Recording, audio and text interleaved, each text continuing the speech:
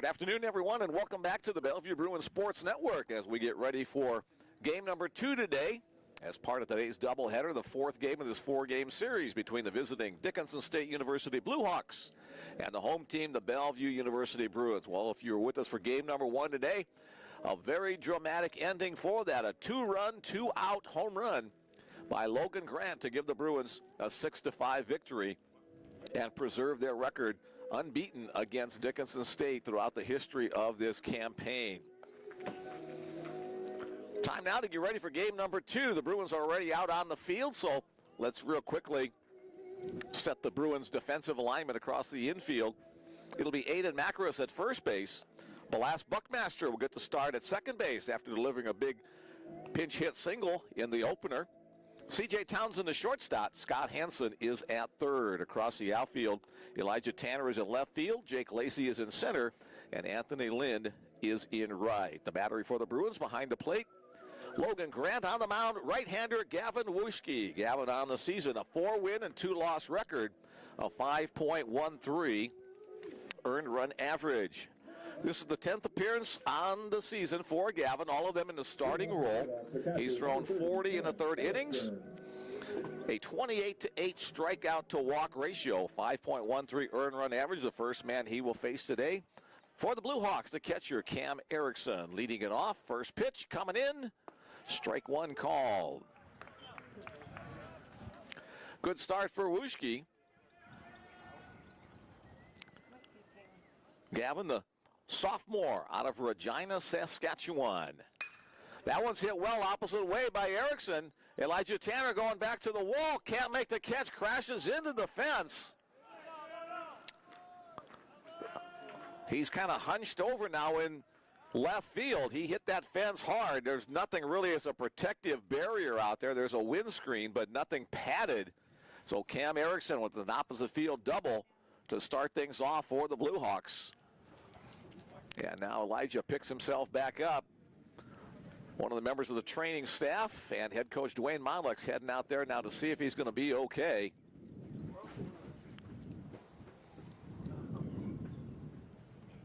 Tanner running at full speed, trying to make the play there. That ball hit very well off the bat of Erickson into the teeth of this wind coming in from the north. Elijah hit into some of the cross-beam pipe sections of the fence. In fact, he tore the upper part of that left field fence, kind of hanging down limply. I don't know if they'll notice that, need to get it corrected, or they'll just kind of let it go, hoping that nothing else occurs out there that will tear it completely down. Still talking things over there out there with Elijah and the trainer. Now Dwayne Monlick's out in the vicinity as well. May have gotten a little bit of the wind knocked out of him and more than likely going to get a bruise on some part of his body where he crashed hard into the fence.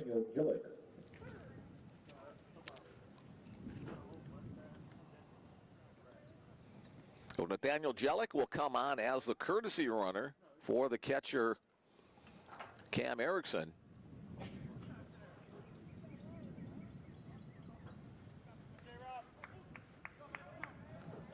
And it looks like Elijah's going to be okay. Everybody headed back to where they're supposed to be on the field and in the dugout as we get back to the action. The next batter for the Bluehawks, center fielder Jaden Roberts. Wuschke, first pitch, breaking ball. That was fouled.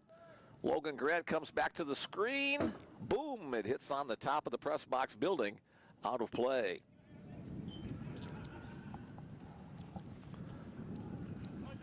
Welcome back to today's second game of the doubleheader. Bick Krupski back behind the microphone. Thanks for joining us once again on a very good day for baseball, if you like cool weather.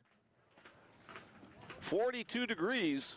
That's 5 degrees warmer than what we started off at 10:30 this morning for first pitch of game number 1. Another foul ball out of play off the bat of Roberts. Count goes to 0-2. Wind out of the north, the only non-hilly part of this field, John Stella Field at Brown Park, so the wind can gust, keeping the balls in play on the left side of the field, maybe giving a little extra jolt to balls hit right down the line on the right field side. Wuschke comes set, looks the runner back at second, and delivers. Tried to check his swing, but Roberts could not. The strikeout is the first out of the inning. First K of the game for Gavin. Nice slider that time, biting across and away from the right-handed batter. The three-hole hitter for Dickinson State, the third baseman, Wyatt Wilharm. Bruins winning game number 1, 6-5. That walk-off home run by Logan Grant. Logan now the career home run leader at Bellevue University. Chop foul by Wilharm. 45 home runs through his 3-year career at Bellevue University. Riley Bosch is the man he supplanted. Bosch with 44 home runs during his 5-year career at Bellevue. So kudos once again to Logan and to Riley too if he's listening in. 6 runs on 11 hits, no errors for Bellevue in game 1. 5 runs on 8 hits, 2 errors for Dickinson State in that game 1. Hit to the right side, Anthony Lynn on the run. The wind pushing it towards the foul line. Anthony able to make the catch. Get the ball in, the tag at second base by Jellick. He'll advance to third, but now 2 outs in the inning. Anything hit in the air can be a little bit of an adventure today. Wind out of the north at 15. We'll have an occasional gust higher than that. And then we'll have occasional times where the wind doesn't seem like it's blowing at all. So you never know here in the Midwest in the springtime. 42 degrees and bright sunshiny skies. That sunshine makes it feel a little bit warmer. Here's right fielder John Michael Gonzalez. Comebacker Gavin knocks it down with his glove, picks it up with his bare hand, and over the first base to retire Gonzalez. So the leadoff double goes for naught. No runs on 1 hit. There were no errors and 1 man left on base. After a half, the Blue Hawks nothing, and the Bruins coming to bat. Well, if you were with us yesterday, it was a 1-run game, 1-run victory for the Bruins in game number 1 of the doubleheader. That was 3-2 yesterday in a nice pitching duel. In game number 2 of yesterday's doubleheader, the Bruin bats exploded for 28 hits, taking advantage of some hits, some walks, and some errors to win that second game 30-2. We're not anticipating another 30-run outing by the Bruins, but let's see what they bring to the plate today as they'll be facing Trent Richter for the Blue Hawks. Richter, a 3-1 record, a 7.65 earned run average. A little bit of an unorthodox pitching style. He'll have that closed front side and then kind of comes about a 3/4 arm slot. As you'll see it here on this delivery, slinging it to home plate. Let's set the defense for the Blue Hawks. Ty Farwell, the big hitting star for the Blue Hawks. He had a 3-run pinch hit home run to give the Blue Hawks the lead, but they couldn't hold it. He'll be at first base. Second baseman is Cade Vatsendahl. The shortstop is Luis Rodriguez, and the third baseman is Wyatt Wilharm. Across the outfield, Moses Dokes in left field. The center fielder is Jaden Roberts, and the right fielder is John Michael Gonzalez. The battery for the Blue Hawks behind the plate, Cam Erickson. Trent Richter on the mound. Richter, the right-hander. This is his 7th appearance on the season. He's started 4 games, the rest in relief, 21 in the 3rd innings. He's allowed 30 hits, 18 earned runs, 15 strikeouts, and 8 walks. His body of work to this point in the season. All right, leading it off in the bottom of the 1st inning for the Bruins, third baseman Scott Hansen. Hansen came into today's action hitting .356. Scott had a single and a sacrifice bunt in game number 1 today. Here's the first pitch from Trent Richter. Breaking ball called strike 1. Joe Cassidy behind the plate today. Braxton Arndt and Sean Johnston calling the plays on the bases. Low ball 1. Scott, a guy that likes to get inside the batter's box, crowds the inside part of the plate. There you see him, the back toe on the back of the box. His front pod leaning right over the top of the chalk for the batter's box. Swing and miss on the pitch from Richter. Again, Richter with that closed front side, that left leg pointing towards the third base line. And then he'll sling it from about a 3/4 arm slot. That means the fastball is going to tail in on the hands of a right-handed batter like Scott Hansen. There you see that exaggerated start and a swing and a miss. Scott Hansen, the first batter, goes down swinging on the pitch from Trent Richter. Richter, a senior from Scottsbluff, Nebraska. That's on the western edge of the state, right near the Wyoming border. Here's Steven Elsner, Bellevue's designated hitter. Elsner coming into today's action, a .422 batting average. 1 for 4 in game number 1. Lays off that pitch outside, gets away from Cam Erickson, the catcher. Erickson behind the plate, Richter on the hill for the Blue Hawks. A couple of real tough losses. Actually, a trio of tough losses. 2 losses by 1 run apiece. That one hits Elsner on the hand. He'll get on base the hard way. Steven with that left bicep strain. He's been relegated to DH duties since that happened about 3 weeks or so ago. Now another bruise on that same arm, this closer to the hand. So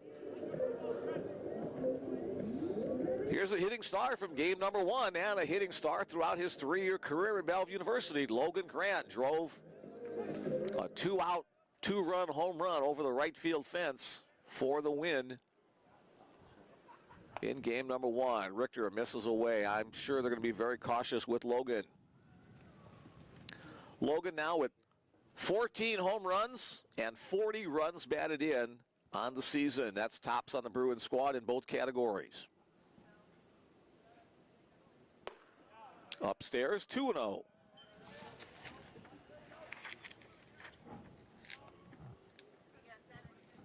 Logan with 4 hits in the series.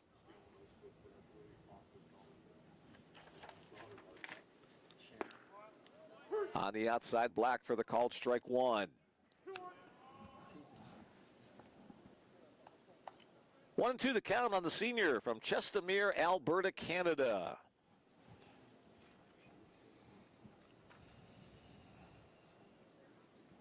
Throw at first base. Farwell able to catch that high throw over that way.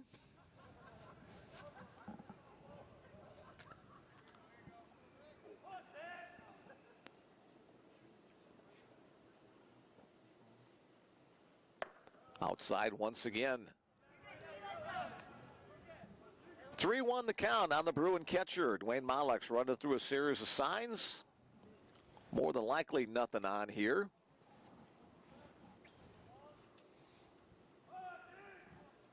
Short lead at first by Elsner. The pitch to Grant. Whoa, all the way to the backstop. That'll be ball 4. Now, curveball slid out of the hand of Richter. So Logan will head down to first on the walk. Steven Elsner down to second as well. Courtesy runner coming in. And that's Jalen Ruffin for the Bruins. The first base, number 8, Jalen Ruffin. And coming to bat, the center fielder, number 21. Ruffin, the first-year Bruin out of North Platte, Nebraska, will step on the bag at first. So the Bruins have 2 on with 1 out. And the batter will be the cleanup hitter, center fielder Jake Lacey. We were having discussions here in the press box at the end of that last game. You know, Bruins were in a good spot. They had their 2, 3, 4 hole on deck. Who do you pitch to? Do you pitch to Elsner? Do you pitch to Grant? Do you pitch to Lacey?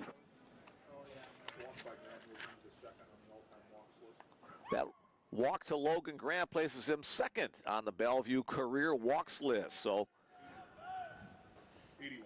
81 total walks in less than 3 years as a Bruin. Runners get their lead. Richter delivers, popped up. If it stays fair, it'll be an infield fly, but it'll get blown out of play. 91 is the record. Tim Stunheit, did you say? Riley Bosch holds that record as well. So Riley, the career leader in many categories, has had 1 record broken already this year and possibly more. Lacey awaits on the 0-1 count.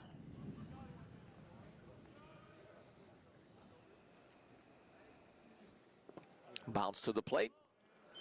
Cam Erickson, nice job blocking it up, keeping it in front of him. No advance by the base runner. So 2-1 the count. Sorry, I misspoke there in that last pitch.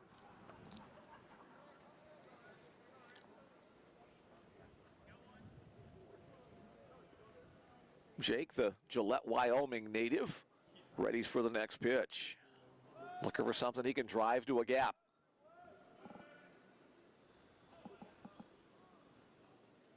There's one he turned on, but turned on too quickly. Line hard, out of play up the left field line. Jake does have some pop in his belt, in his bat. He has 6 home runs on the year, but more of a singles and doubles kind of a hitter. 14 doubles, that's tops on the team. 39 hits in total.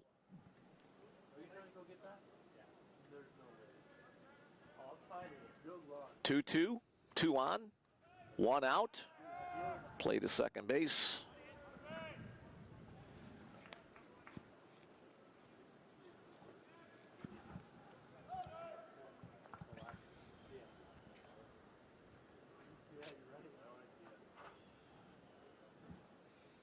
Richter looks in for the signal. Elsner the lead from second. Ruffin the lead from first. Low and away. Count goes full. Dwayne Malek's going through some signs. Let's see if he may put the Bruin runners in motion. Lacey, a good contact guy with the bat. Trying to stay out of a possible double play. Just 1 out in the inning. Runners do go. That pitch is lined to left field. It's going to drop for a base hit. And it'll drop for extra bases. 1 run is in. Here comes Ruffin around third. Gets a nice turn. And is hit first in the home plate. He was kind of losing his balance coming down the third base line. So everybody's telling him to stand up. But they're going to say that Jalen missed third base coming around the corner. Looked like from here he got it. But why Wilharm on the receiving end of that appeal play? So a double for Lacey. He will get 1 run batted in as Steven Elsner scores.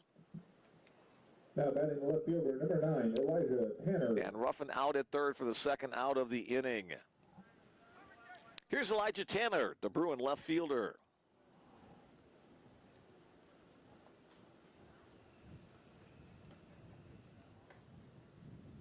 Hard hit ball, just foul up the left field line. About a foot foul going down that way.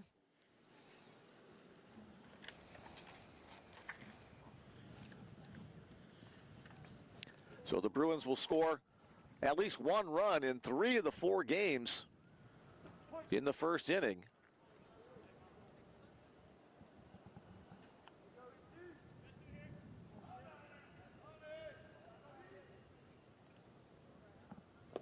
Pitch drops low.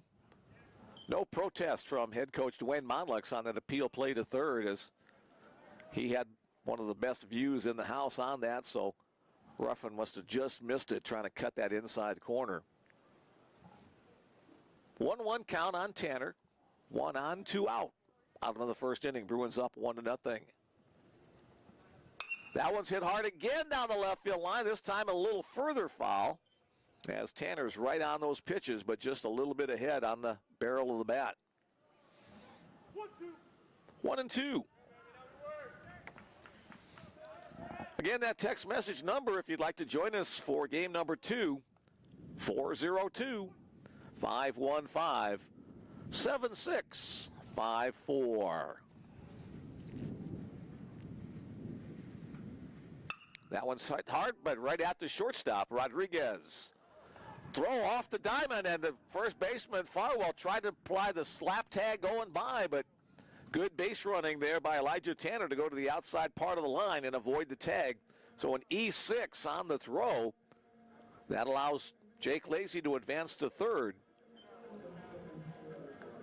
So runners at the corners for Bruin right fielder Anthony Lind. Though it's not been a real good defensive series for Dickinson State. They've made at least 1 error. 1 error in game number 1, 4 errors in game number 2, and a couple more in the first game of today's doubleheader. Breaking ball, misses away.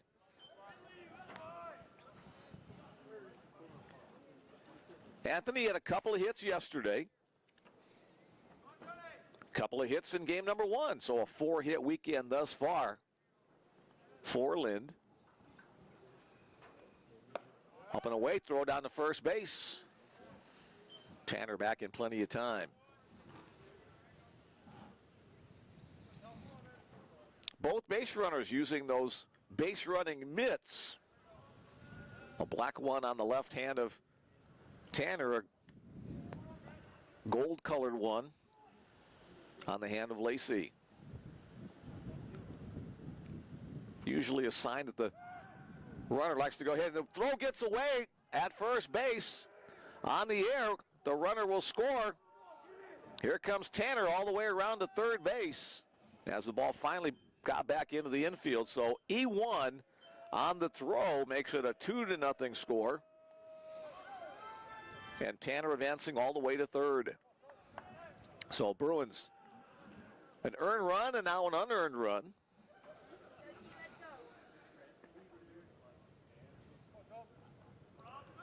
If Tanner does score, it won't be an earned run because he reached on an error. Popped up on the infield. Let's see how the wind might play this. It's the catcher, Cam Erickson, having some difficulty, but he stays with it. A nice job by Erickson. Stumbled over his skull cap and stayed with it, the sun and the wind, trying to contort it, but he makes the play to retire the side. 2 runs on 1 hit.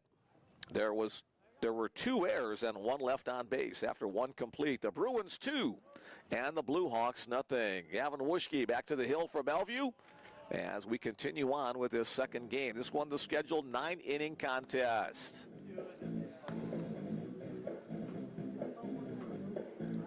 Again, congratulations to head coach Dwayne Monlux. 600 wins on his career at Bellevue University over 15 years. Now 601 with that win in game number 1 today. And also congratulations to Logan Grant. Career leader in home runs now for the Bellevue Bruins with 45 on his career. Greg Hope sending along his congratulations as well to Logan. Greg, glad you're with us. I know it's too chilly for you to be out here in this 42-degree weather, so thanks for watching online. And all right, Russell Buckmaster once again with us from Anchorage, Alaska. Balas with a big hit for the Bruins in the 7th inning of game number 1. He got on base with that single to left field to score ahead of the 2-run home run by Grant. Here we go at the top of the 2nd inning. Shortstop Luis Rodriguez will start things off.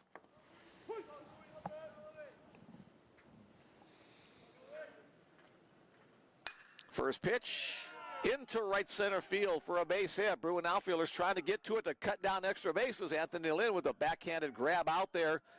And a strong throw will limit Luis Rodriguez to a single to start the inning. So once again, the Blue Hawks, who've done a good job of getting their leadoff guy on base, 2 for 2 in that category in game number 4 of the series. Next up, left fielder Moses Dukes.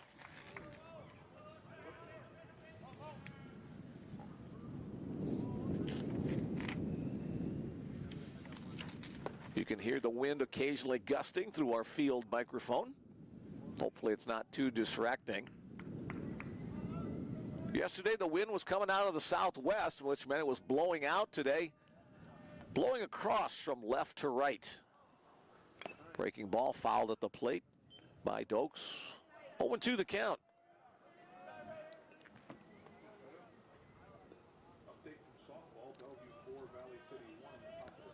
Bellevue 4 and Valley City State University 1 in softball action, occurring just about a mile or so away from here on the Roy Smith Softball Complex, where the Bellevue women play their softball games. Doubleheader today for them as well. Bruins won the doubleheader yesterday against the Vikings, trying to complete the sweep. Wuschke comes set. Breaking ball misses outside. 1-2 the count. Regina, Saskatchewan, the hometown of Gavin Wuschke. He was one of the Bellevue Bruins who played in the Western Canadian Baseball League last summer. That pitch hits the outside edge. The called strike 3. Second strikeout of the game for Gavin Wuschke as Moses Dokes goes down looking. Perfect sweeper across the outside part of the plate. Here's first baseman Ty Farwell. Farwell was in line to be the hero for the Blue Hawks. He had a 3-run pinch hit home run in the bottom of the 6th to give the Blue Hawks a 5-4 lead until the Bruins came back in the bottom of the 7th with that blast from Grant. So Farwell obviously with some pop in his bat. 3 home runs on the season for the first baseman. First pitch, fastball, outside corner, strike 1 called.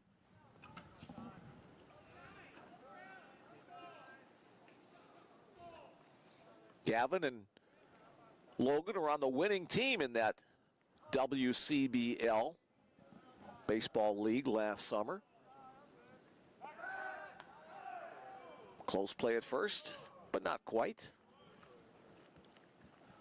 About a dozen or so current or former Bellevue players played in the WCBL. Associate head coach Mitch Schmidt used to coach in the WCBL as well. That one's hit in the air to left center field. Bruin outfielders on the run. Elijah Tanner will be able to get there to make the play for the second out of the inning. Now batting the designated hitter, number 12, Logan Broughton.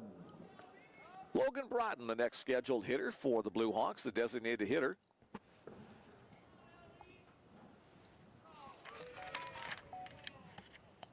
Broughton has been a doubles hitting machine for the Blue Hawks. Again, the throw to first base. Slap tag applied by Macris, but not in time.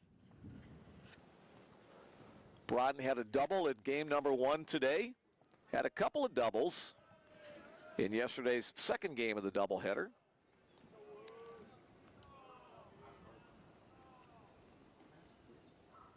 Fastball right down the middle, strike called.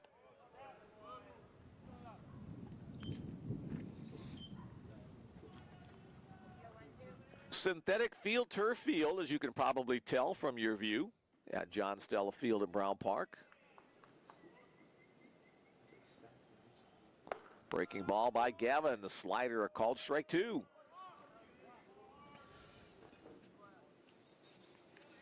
In the history of Bellevue baseball, they've played at a couple of fields over the 50 years or so. Grant got a piece of that one to keep the runner from advancing. Now 1-2 the count. Originally, the Bruins played at Baldwin Field in Bellevue. Then, for many years, they played at Don Roddy Field on the campus of Bellevue East High School. Then out to Westgate Field off of Interstate 80 and 84th Street in Omaha. And now for the last 5 or 6 years, here at John Stella Field, which they share with Omaha South High School baseball field. 2-2 the count on Logan Broughton. Broughton from Castleton, North Dakota. The home of the Peace Garden State, North Dakota. That one gets away on the wild pitch. Luis Rodriguez will advance to second.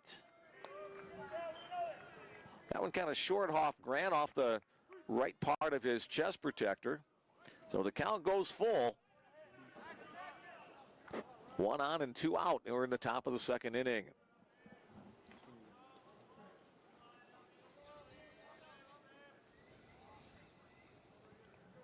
Grant goes through a series of signs with the runner at second base. Here's the pitch. Popped, foul, out of play. We'll do it again, full count.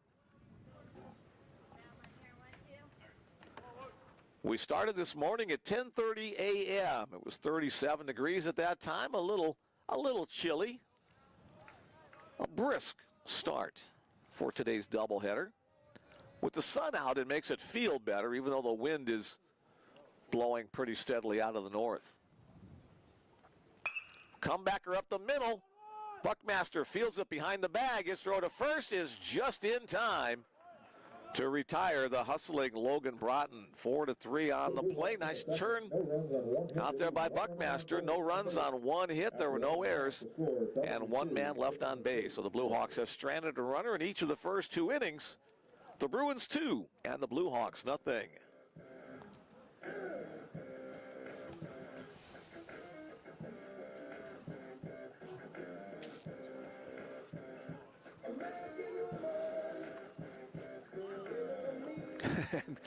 Greg Hope confirms that, yes, he is in his nice warm office as opposed to out here in the chilly April weather.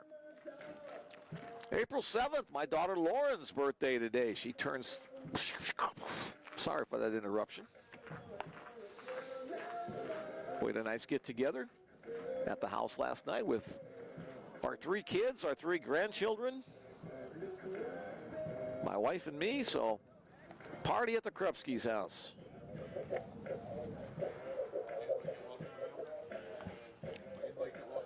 Yeah, apparently so.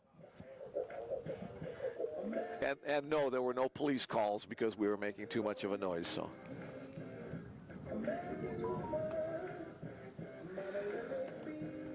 Macarus, Buckmaster, and Townsend, the first 3 scheduled Bruin hitters.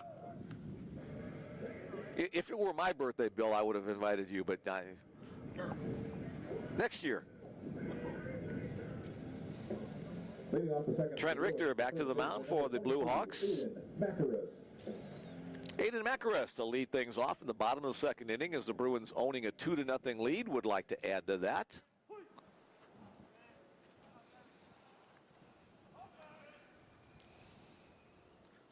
Breaking ball misses inside. Macarus hitting .250 coming into today's action. His average will go up a little bit as he was 2 for 3 in game number 1. Swing and a miss on that offering from Trent Richter.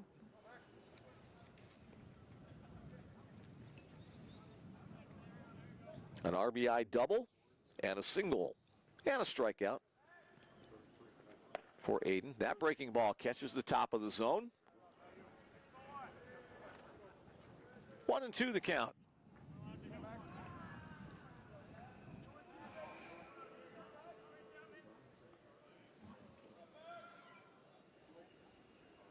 Another breaking ball. That one's in the zone, so a couple of breaking balls fooled Aiden, and he goes down looking for the strikeout to start the inning.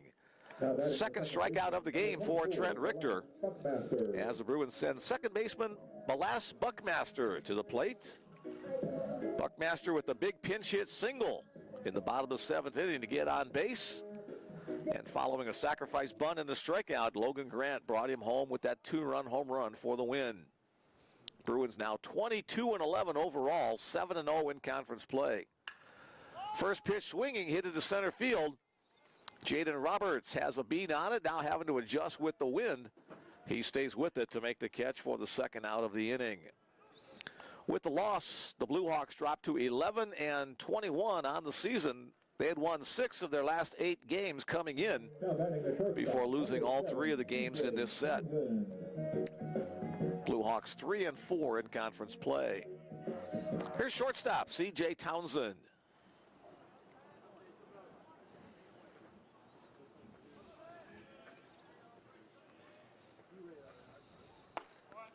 Pitch from Richter right down Broadway for strike number 1. C.J., a hard luck game number 1. He hit it in not 1 but 2 double plays.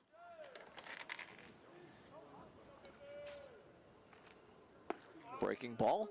That's been Richter's best pitch, that sweeping breaking ball, breaking down and away from the right-handed batters. He's ahead in the count 0-2. C.J. batting in the 9 hole in game number 2.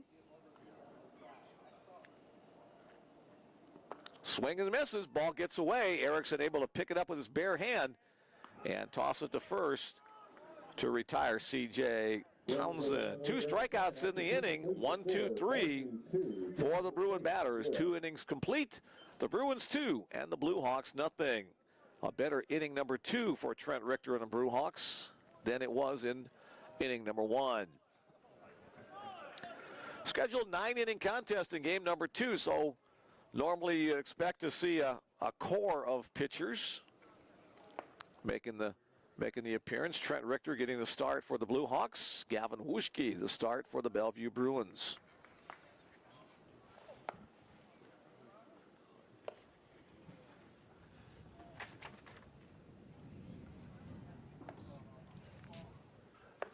quick look ahead, just in case you didn't hear the update yesterday or on the website. The Bruins' next scheduled game was supposed to be tomorrow against Midland University out of the GPAC from Fremont, Nebraska.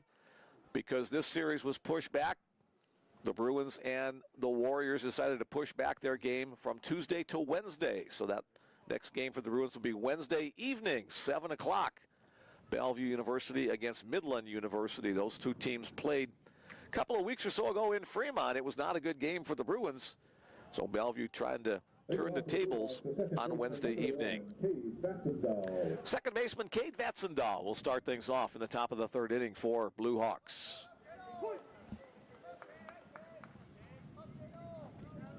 Vatsendahl has started a couple of the games in this series. First pitch from Wuschke is weighed wide. Vatsendahl only 1-1-1 as a batting average coming in to today's action. Chopper, foul up the third base side.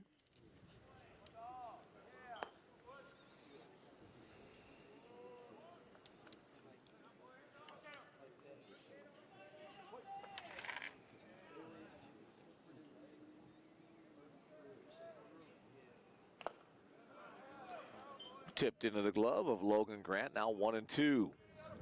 9-1-2 part of the order for Dickinson State.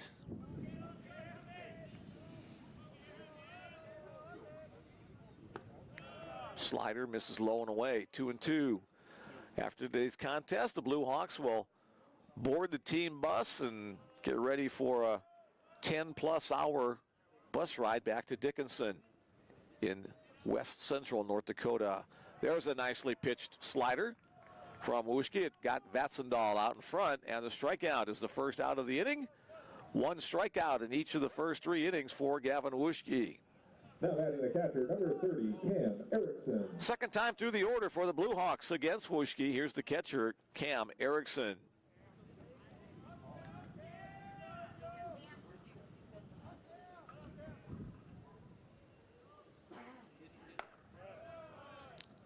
Ball one called.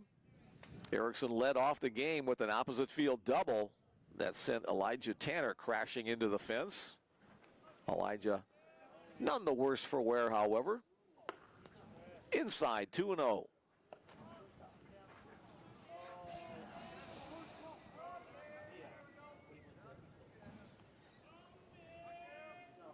Gavin, a pretty good sized body out there on the mound. It's 6'4", 220 pounds. That one's going to be hit into the hole on the right side, and Cam Erickson starts off the day 2 for 2 with a double in the first and now a single in the third.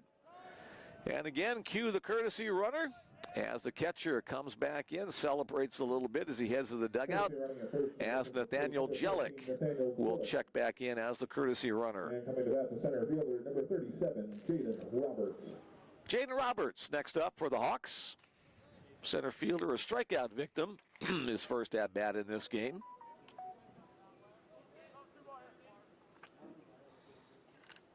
Had a double and a run scored in a 1-for-4 game number one. Fastball swung on and missed. Hey, if he's listening in, I want to say hello to Rod listening in. He's the sports guy up at the Dickinson radio station.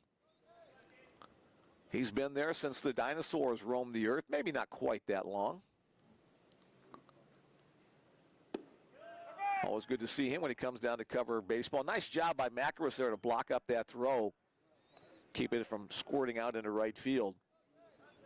He was there when Dwayne Monlex was a Blue Hawk football, basketball, and baseball player, covering Dickinson sports for many years. On the outside, Black, the call. 1-2. Jaden Roberts probably would not agree with that call. Now he's behind in the count.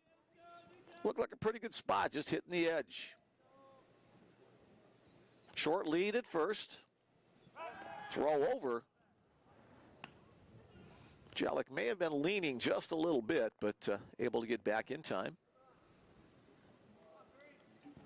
1 on, 1 out in the inning.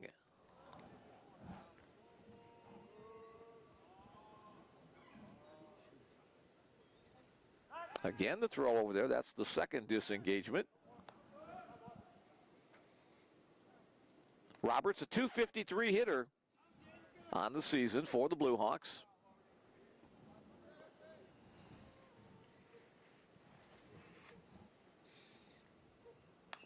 Just off the end of the bat, skewed foul. Skewed or cued, take your pick.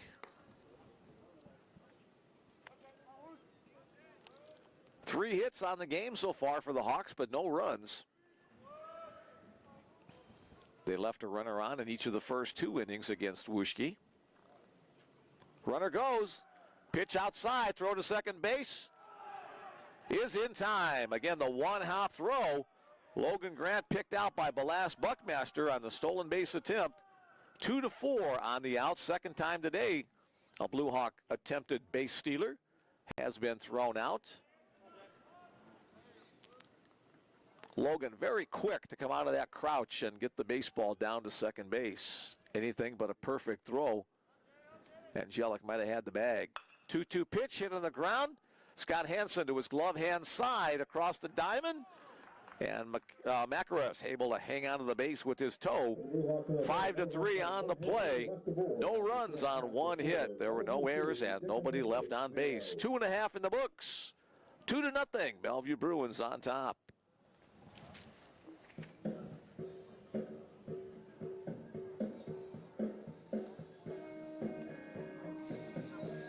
Couple more texts in the queue. Hi, I'm Balas Buckmaster's father, Quentin Buckmaster, checking in from Dallas, Texas, watching the game with his uncles, and want to congratulate him and his team on that first game, and also to say hi to my father, Russell Buckmaster, and my mother, Adelina Buckmaster in Anchorage. Very good. We're glad you're listening. We've got a crowd down there, so we've got Buckmasters in Alaska and in Texas, north and south, across the United States. Thanks for sending along the text. Oh, and the Townsends, sorry we're late. Baby. As long as you're here, that's what counts. Hard to work and be a baseball fan, getting some time there at the screen on the way to work. By the way, Eugene with the second syllable accented. Thank you. I was curious about that in game number 1, and Eugene will go with that from now on. Bellevue will send the top of the order to the plate in this bottom of the third inning.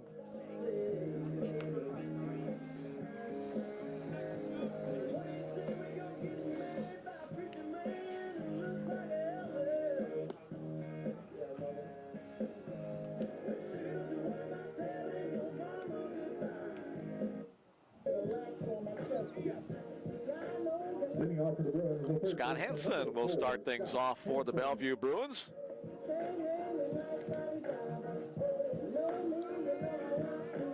Strikeout victim his first time up. The first Bellevue batter to get a look at the little bit different pitching style of Trent Richter. First pitch breaking ball, strike one called.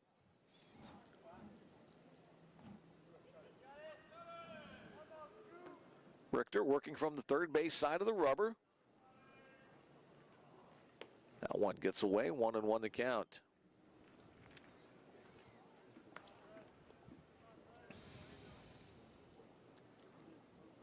Scott, one of several Bellevue batters above the 400 mark in terms of on-base percentage. 445 is Scott's coming into today's action. Another breaking ball. That one hits the inner half of the plate. Now 1-2 the count.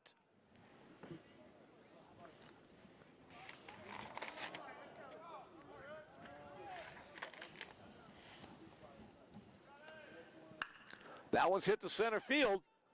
Dokes, the left fielder, going back on it, and a stride shy of the warning track. He'll turn to make the catch for the first out of the inning. Hit pretty well, but Dokes makes the defensive play. 1 up, 1 out. Here's designated hitter Steven Elsner. Elsner was hit by a pitch in that left arm his first time up. Scored the first run of the game for the Bellevue Bruins on Jake Lacey's RBI double. And again, Elsner gets hit as that pitch came inside, got him off that left hip. So a couple of plunks on the day for Steven.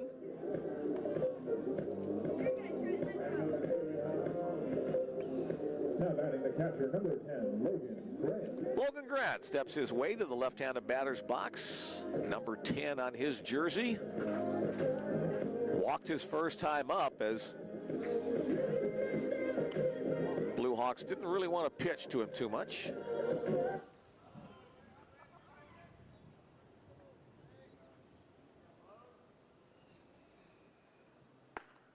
Off the outside edge once again. That's where Richter has tried to keep the ball against Logan, at least his first time up, and now starting the second plate appearance.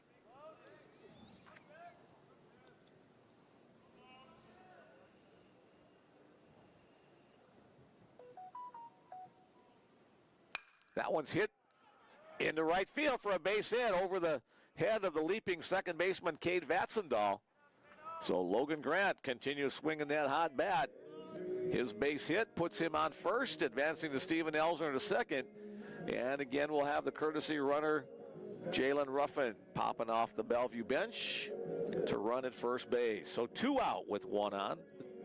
Let me rephrase that, 2 on with 1 out as Jake Lacey gets ready to hit once again. An RBI double and a run scored his first time up. Number 8, Jalen Ruffin.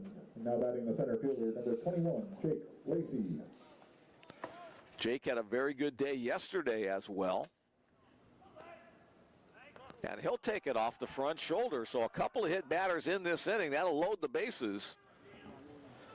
A single book-ending 2 hit by pitches. So Elsner advances to third, Ruffin to second, and Lacey on at first. Now batting the left fielder, number 9, Elijah Tanner. Elijah Tanner gets the opportunity to do some damage for the Bruins in this third inning with the bases loaded and 1 out. Tanner reached on an error his first time up.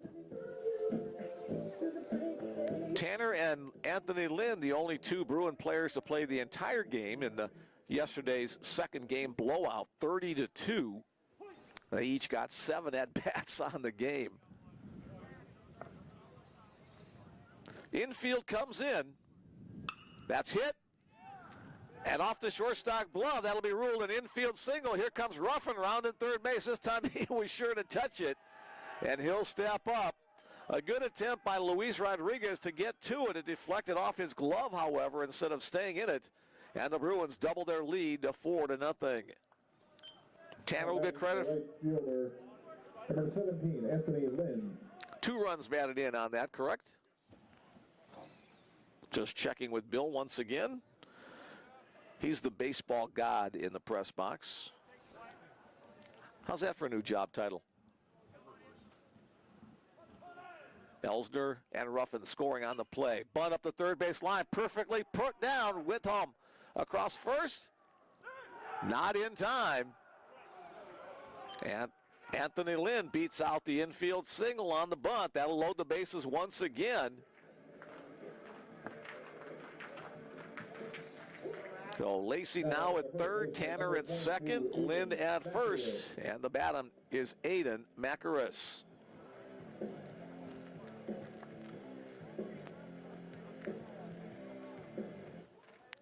Corner infielders will play up, middle infielders will play at double play depth. Aiden, the strikeout victim, his first time up, another opportunity to push the Bruins lead. And that one goes over the head of the batter, caroms off the backstop, however, and all 3 base runners will have to revert back to their bags. Very short distance between home plate and the backstop here. Cam Erickson played that well as it just came hopping right back to him. No chance to score. Normally you want about 60 feet or more between the plate and the backstop. Here at Brown Park, it's 40, maybe 45 feet. So you can score, but it kind of depends on how it caroms back off the backstop. On the knees with a fastball. Evens the count at 1-1.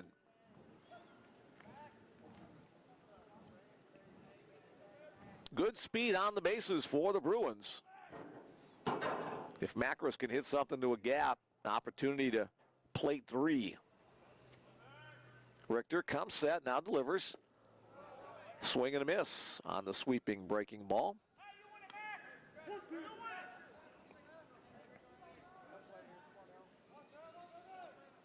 Okotoks, Alberta, Canada, the hometown of Aiden Macaris.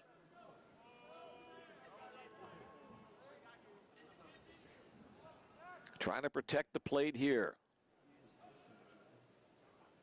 Again, the breaking ball. Erickson jumps out of his crouch to block that up. 2-2. Just one out in the inning.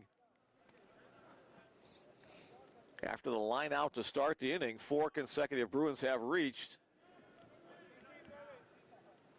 3 hits, make that 5 consecutive Bruins have reached. 3 hits and 2 hit by pitches. Way wide once again. Again, Erickson doing a nice job of getting his body out there to block it up off his chest protector. So 3-2 the count.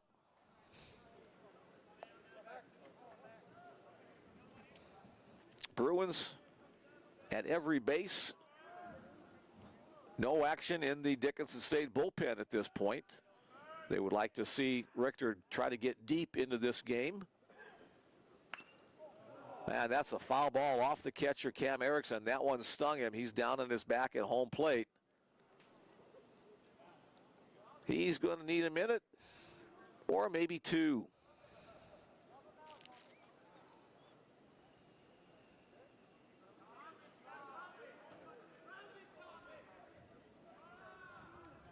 I caught for a couple of years during my 40 or so year playing career of baseball. I'm glad there were never more than a couple of years behind the plate.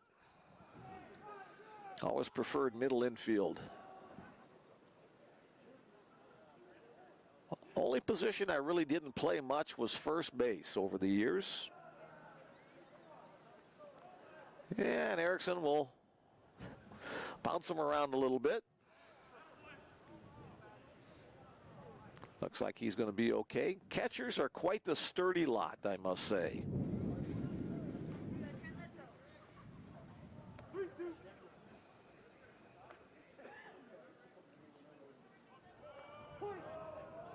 All right, back to the action. Count remains full, just like the bases are. The pitch. Breaking ball misses up and away, and the bases loaded walk will earn Aiden Macaris a run batted in, and the Bruins another run on the board. Lacey scores, Tanner to third, Lynn to second, and now 5-0 on the scoreboard. Now batting the second baseman, number 24, Balas Buckmaster. Still loaded for second baseman, Balas Buckmaster. Again, hi to his family from Texas to Alaska, Dallas to Anchorage. Chop. A nice play by the shortstop to flag it down to throw to second, not in time. So that'll be a run batted in for Balas Buckmaster.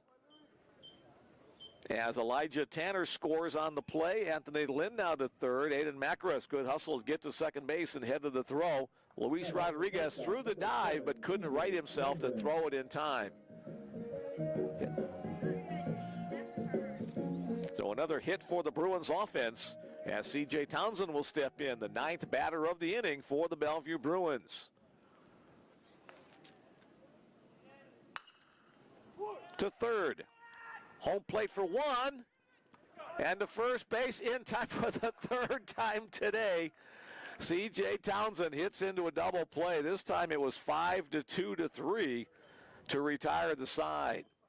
Well, the Bruins pick up 4 more runs in the inning. The Bruins in the third, they score 4 runs on 4 hits. The scoreboard after 3 complete 4 hits, no errors, and 1 man left on base. Poor CJ, I just feel sorry for the guy. Everything he hits is right into a fielder to a double play. The Bruins on top by a score of 6-0 through 3 innings of play.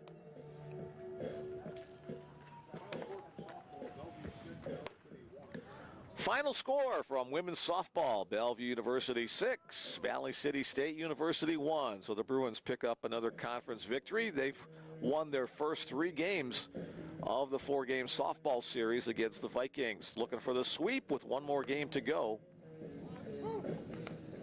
Bellevue women's softball program plays their games at Roy Smith Field, which they also share with the Omaha South Packers softball squad, but softball in high school is a fall sport, so they don't have the same kind of conflicts that the baseball team does, using John Stella Field at Brown Park with the South High baseball team. In fact, that's why one of the reasons why we started at 10:30 today, because the Packers couldn't use the field later today.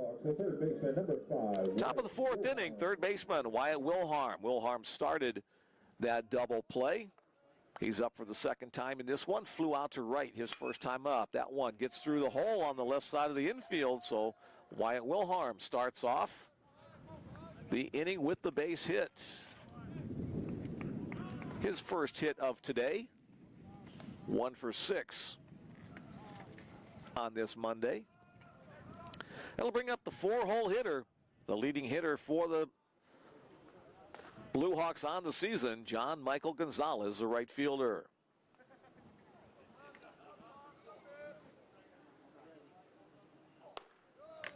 Fastball from Gavin, misses wide. Gonzalez retired on a comebacker to Gavin, his first time up. Gonzalez 1 for 3 in game number 1 today. Chopper off his foot in the batter's box. He'll retrieve the errant baseball.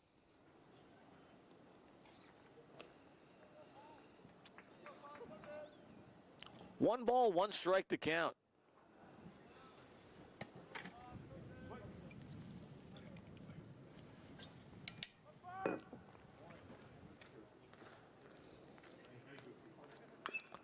Chop foul once again. 1-2 the count.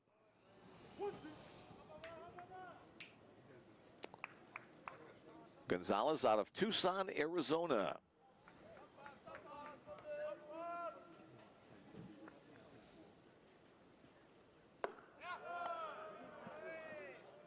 Pretty good pitch. Not quite good enough, however, for the strike call. Count goes to 2-2.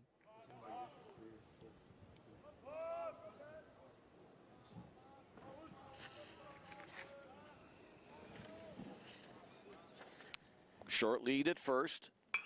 Foul out of play opposite way. Several Arizona guys on the squad for Dickinson State. Tyson Threadgill from Show Low, Arizona. Wyatt Wilharm from Benson, Arizona. John Michael Gonzalez from Tucson. Tate Williams from Vail, Arizona. Ethan Bess, also from Tucson. Trent Chavez from Casa Grande, Arizona. Rogelio Gonzalez, also from Tucson. And Jaden Roberts from Pima, Arizona. Swing and a miss. Gavin Wuschke records another strikeout. His 4th of the game, 1 in each of the first 4 innings. How's that for consistency? Now batting the shortstop, number 39, Luis Rodriguez. Here's Luis Rodriguez, the shortstop. And Francisco Aldan Sablan from Tucson. Fouled out of play by Rodriguez. So if I missed any Arizona guys, I apologize. But that's, I don't know, about 9 or 10?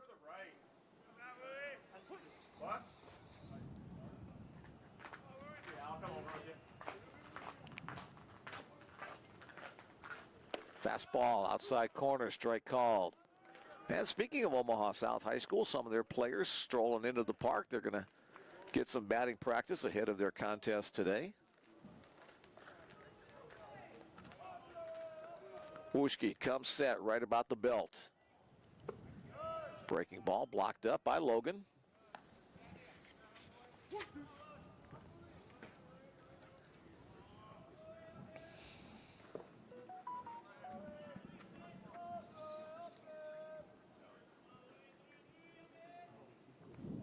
Up and away. Snap throw down to first, not in time.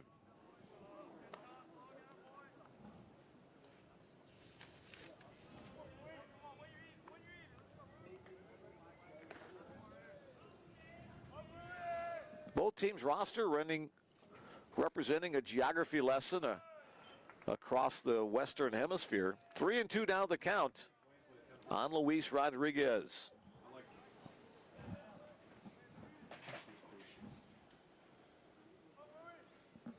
Payoff pitch upcoming. Runner holds, comebacker up the middle. Blast Buckmaster fields it. Toss to C.J. Townsend. The turn will not be in time. A little acrobatics out there by the middle infielders. Buckmaster able to get the ball going up the middle. The most important out was the out at second base. So Wilhelm retired 4-6 on that play up the middle. And reaching on the fielder's choice is Rodriguez. Here's left fielder Moses Dokes. Dokes, a strikeout victim his last time up against Gavin Wuschke. First pitch, breaking ball in the zone.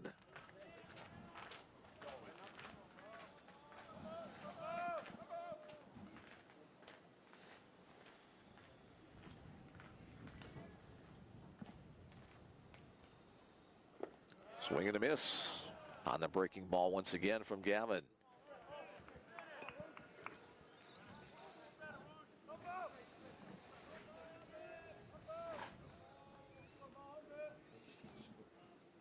Four strikeouts, 4 hits to this point.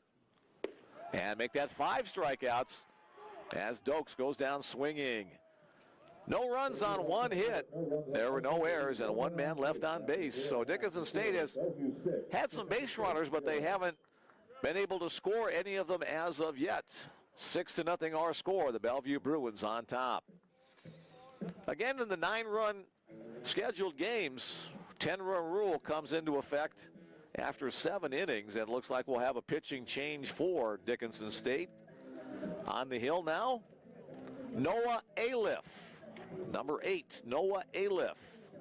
So number 8 replaces number 7 on the hill.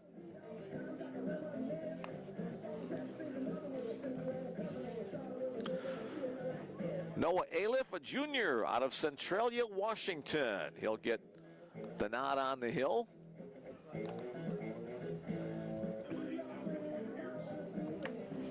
Yes, 8, Aliff.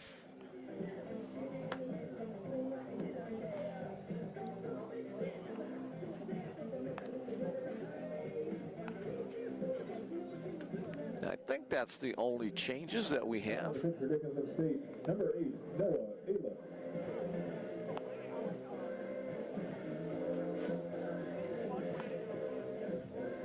Yep, just a pitching change at this point of the game as we head to the bottom of the 4th inning. Once again, the top of the order for the Bruins. This will be the 3rd time this game that Scott Hansen, the leadoff hitter, will be leading off an inning. The 1st, the 3rd, and now the 4th as the Bruins sent 9 to the plate last time up.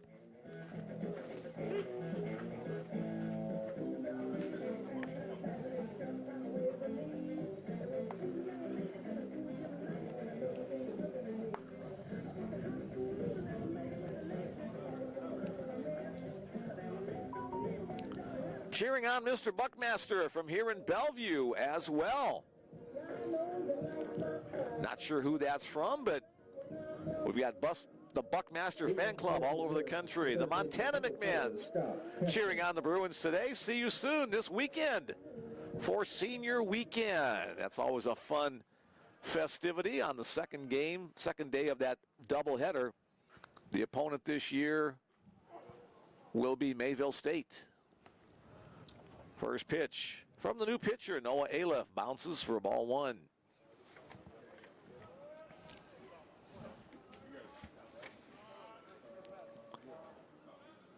Aliff, an 0-1 record on the season, a 7.71 earned run average. That pitch hits Scott Hansen. We've mentioned several times that Scott likes to crowd the plate. That one came in on him.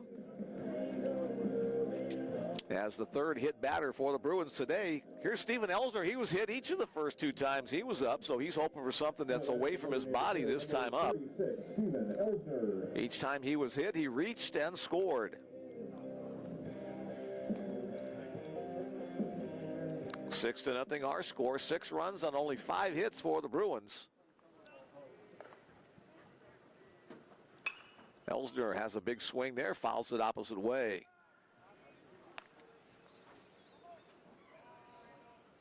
From our camera view, you're looking towards the northeast. Left field is north, right field is east. Behind the first base dugout is south. Behind the third base dugout is west. The typical orientation for a baseball field. That pitch misses inside, 1-1 on Elsner.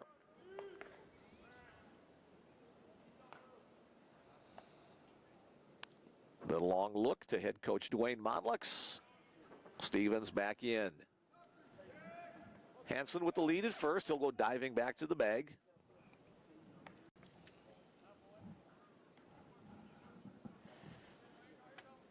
Seven innings of work on the season for Aleph. He's allowed 11 hits, 6 earned runs, 5 strikeouts, and 3 walks. Looked like they were thinking about a pitch out there, but pitch comes in low and away. Another right-hander throwing in the Dickinson bullpen. Elsner hits it hard, but right at Rodriguez. He fumbles it momentarily over Vatzendahl, the second baseman. They'll get the lead runner on the play, but that's all. Had a chance for a double play ball, but didn't get it done. Fielder's choice for Steven Elsner, as Scott Hansen is retired 6-4 at second base. Here's Logan Grant again. A walk and a single in this second game after the game-winning 2-run home run from game number 1.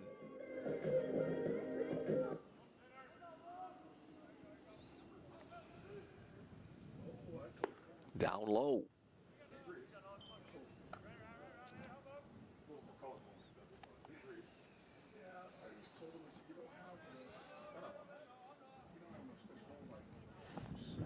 Logan, not a real big bodied guy, 6'1", 190 pounds, but he's a very athletic, very powerful guy at the plate.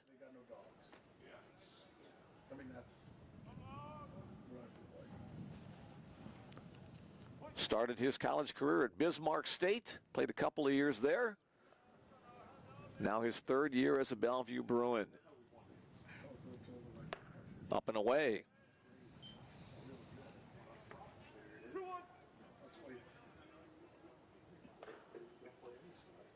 His 2 years at Bismarck State, .444 was his combined average. Opposite field, Dokes, the left fielder, has it tracked, however, and he'll make the catch for the second out of the inning. So Elsner remains at first base as Jake Lacey steps in for the Bruins. Number 21, Jake Lacey.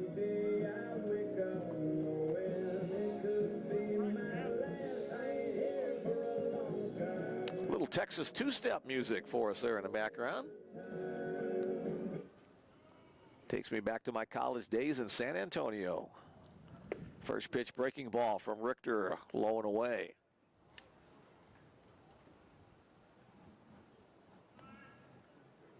Nine hits on the ball game, 4 for the Hawks, 5 for the Bruins, but a 6-0 score. That's where it counts. Elsner goes. The pitch is down low. Steven Elsner got a good jump, and he'll pick up a bag on stolen base number 5 on the year. 1-1 the count on Jake Lacey. So Elsner now in scoring position where a base hit will score him. Jake with an RBI double and a hit by pitch. He too has scored 2 runs for the Bruins in this one. Turns on that one right off the hands, however. Didn't get real solid contact. It goes foul up the third base side.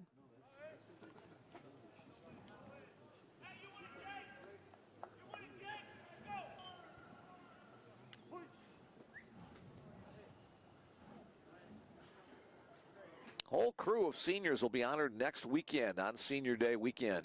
That was hit in the air to right center field. Roberts on the run. Gonzalez on the run. Gonzalez throws a dive, but it comes out of his glove. Here comes all the way around to third base. Good hustle on the play right out of the batter's box by Jake Lacey, as he'll get credit for an RBI triple. Good hustle by John Michael Gonzalez tracking that one down. He threw a dive right in front of the warning track, had it in his glove momentarily, but couldn't secure it. As the Bruins extend their lead now to 7-0. Now batting the left fielder, number 9. Great example of Jake running hard right out of the batter's box. He earns a triple. Again, John Stella Field, a very hard field to get a triple in, but Jake does so there. Here's Elijah Tanner hitting the first pitch out to right field on the line. John Michael Gonzalez able to track that one down to retire the side. One run on one hit. There were no errors and one man left on base. So the Bruins have scored in 3 of the first 4 innings and lead it by a score of 7-0.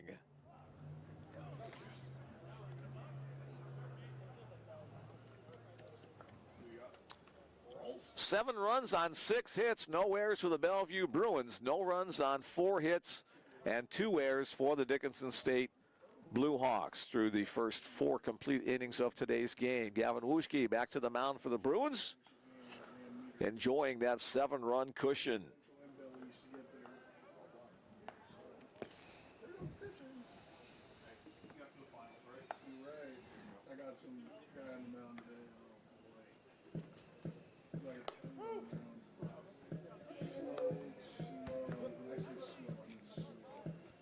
Like the way that sounds.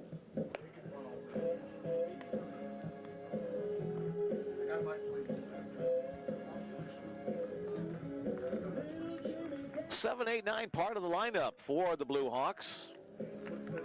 Leading it off, first baseman Ty Farwell. Farwell flew out to left field his first time up. The first baseman, number 22, Ty Farwell. As the Bruin defense gets ready to support right-hander Gavin Wuschke.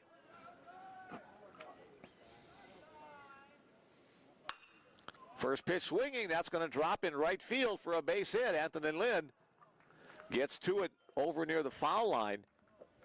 Wasn't hit well off the top of the bat, but it's hit in a good spot. So Ty Farwell with the base hit.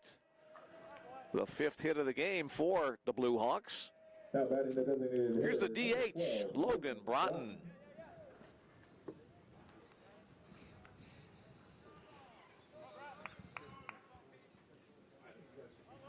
Broughton, just a freshman out of Castleton, North Dakota. Chop foul off his body.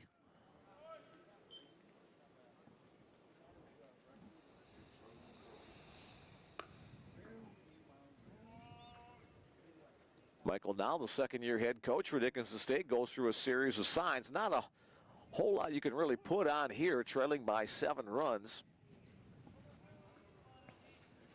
Got to try to hit their way back into this one. Shows bunt, pulls it back. Maybe trying to use a little element of surprise. Try to bunt for a base hit.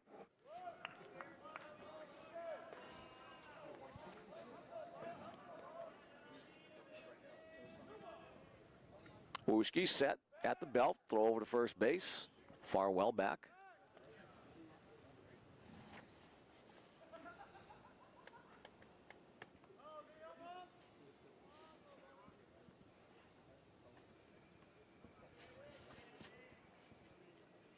Swing and a miss on the slider.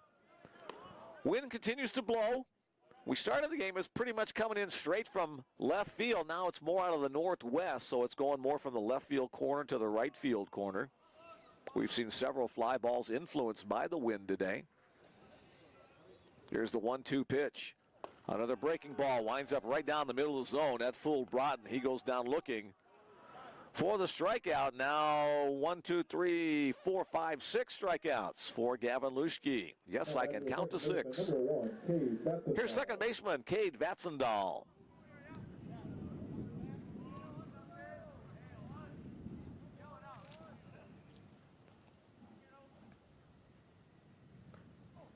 Breaking ball on the inside half of the plate. Vatsendahl was bailing on that one. Good movement on the curveball from Gavin.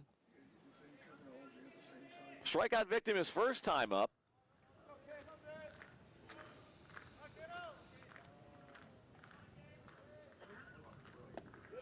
Can't check his swing there. He went around 0-2 deficit.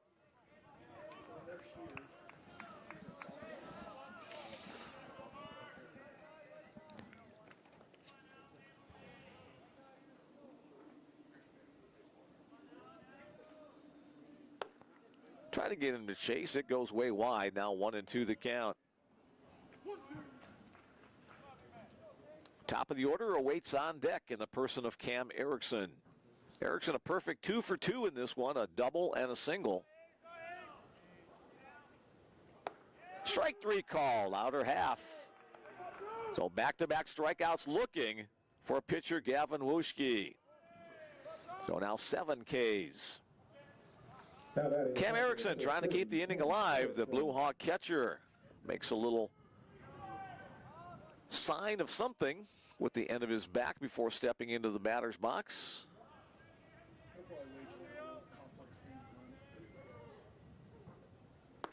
Down the heart of the plate for a called strike 1.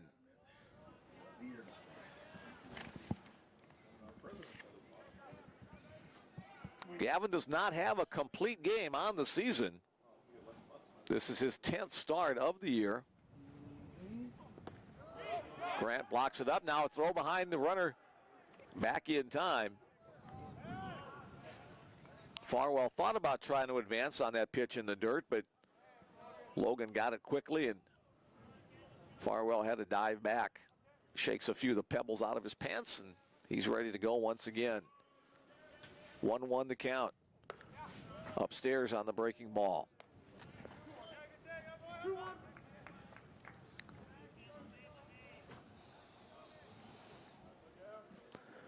Erickson coming into today's action, hitting .313. Swing and a miss. Bottom fell out of that one on what looked like a changeup.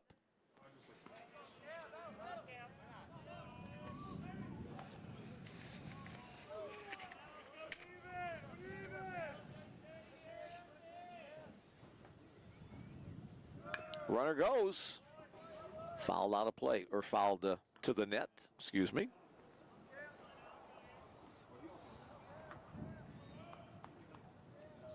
Blue Hawks started the North Star Athletic Association regular season with a 3-win, 1-loss series against Mayville State. But the Bruins have won all of the first 3 games of this series. That one again off the foot of a batter. 4 or 5 times we've seen that today where the balls go straight down. Looks like Erickson's going to be okay. He's kind of gotten beaten up today. He's taken a couple of balls off his body defensively at that catcher position. Now, I think that's the second time he's fouled one off his body at the batter's box. Here's the 2-2 pitch once again. Opposite way swinging. A perfect 3 for 3 day at the plate for catcher Sam Erickson as he goes opposite way for the line drive base hit. And again, we'll have the courtesy runner. Here comes Nathaniel Jellick to run for the Hawks catcher.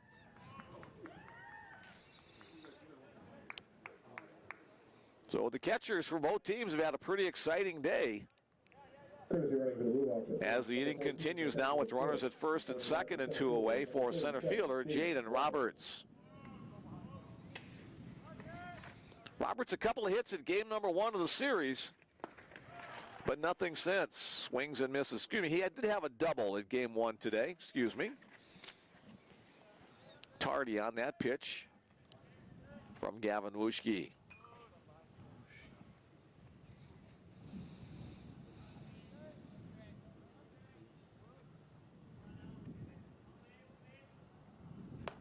Up and away, throw behind, and that one gets through to right field. Chance for the Blue Hawks to score. Anthony Lynn, his throw to the plate. It kind of short hops Grant at the plate, and the run will score on the throwing error. Ty Farwell coming all the way around from second base. E2 on that play. Jellick stops at second.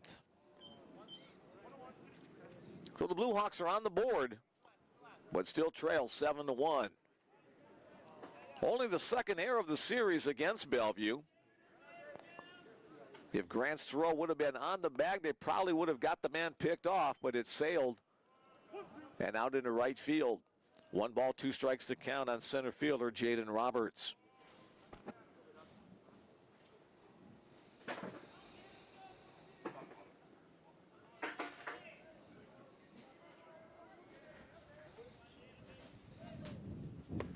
Swing and a miss, the slider.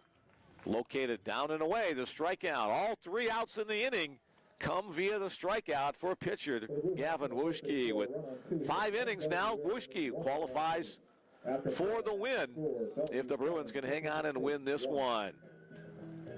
1 run on 2 hits. There was 1 error and 1 man left on base in the inning as we head to the bottom of the 5th. It's the Bellevue Bruins 7 and the Dickinson State Blue Hawks 1.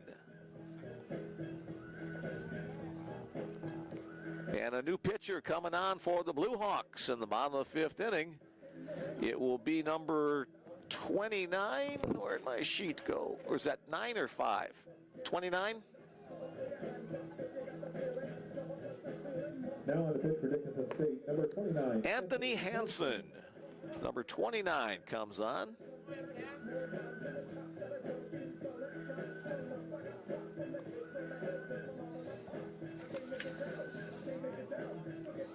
Hansen, a sophomore out of Lemoore, North Dakota.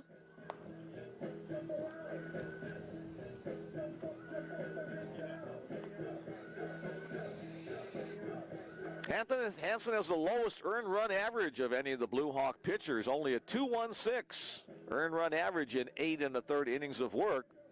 This is his 6th appearance on the year, no record. In that 8 1/3 innings, he's allowed 5 hits, 2 earned runs, has struck out 5 but also walked 5. Anthony Hansen.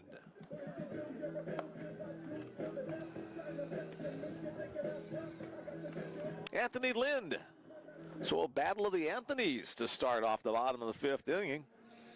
Bruin right fielder gets ready to step in. He's 1 for 2 in this contest. Bring out the inning for the Bruins, the right fielder, number 17, Anthony Lind. Anthony, a first team All-North Star Athletic Association player last year. First pitch from Hansen, breaking ball, wide and away.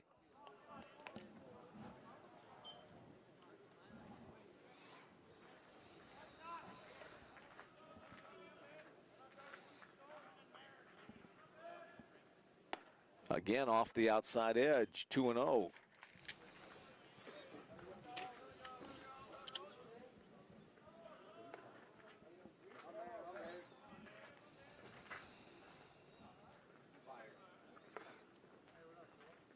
Now 3-0. Blue Hawks only used 1 pitcher in yesterday's game number 1. They used a quintet in game 2, 2 in game 3. And now Hansen, the 3rd pitcher in game number 4 of the series. There's a pitch on the inside corner, 3-1 to Lind.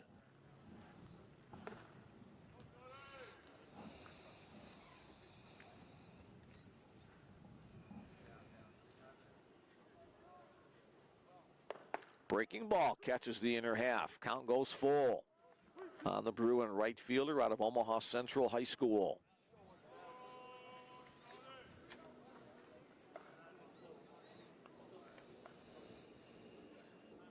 That one's hit well to left field, right down the line. At the base of the fence, a fair ball. Anthony Lind already around first base, and he will chug into second base with a stand-up double to open the bottom of the 5th inning. So a good start for the Bruins and Anthony Lind, his 2nd hit of the game. 2 for 3 in this one after going 2 for 3 in game number 1. So that'll help the average go up some. That'll bring to the plate first baseman Aiden Macaris. Now batting the first baseman, number 22, Aiden Macaris. Macaris got a bases loaded walk to pick up an RBI his last time up. Part of the 4-run inning in the 3rd. Fouls the ball opposite way, out of play.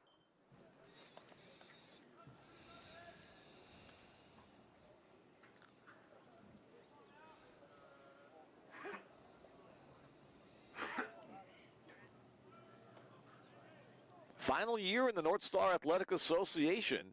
Conference will be disbanding at the end of this spring season.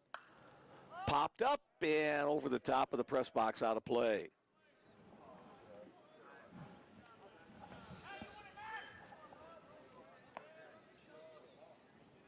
0-2 on Aiden. Bruins trying to add to their lead. Currently 7-1. We've had 2 exciting one-run games in this series and 1 blowout at 30-2. Again, all 16 Bellevue batters in yesterday's second game got a base hit. 14 of them got a base hit and a run batted in as Macaris goes down swinging, chasing that pitch off the outside part of the plate. Here's Bellevue's second baseman, Balas Buckmaster. Now batting the second baseman, number 24, Balas Buckmaster. Flew out to center field his first time in an RBI single his second trip. Tries to check his swing, but definitely went around on that. 0-1 the count.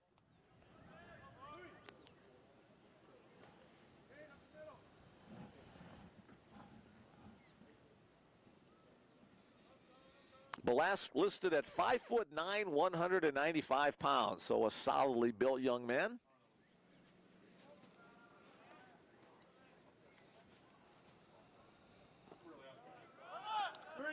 Ball gets away, throw to third base, not in time. Good jump by Anthony Lynn on the wild pitch.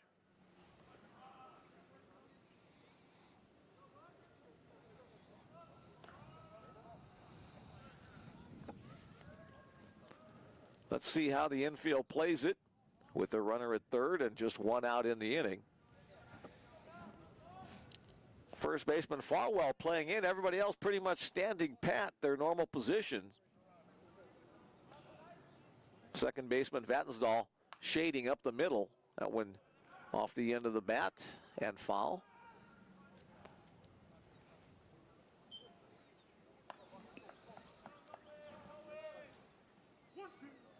One and 2 the count on the native of Anchorage, Alaska.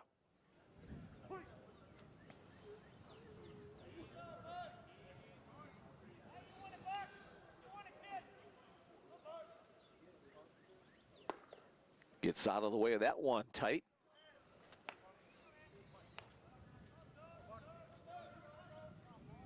Got that neck gaiter pulled up over his chin. You would think an Alaska native would be used to the cool weather. Temperature in the mid-40s. Cool breeze out of the north, but a bright sunshiny day that makes it feel a little bit warmer.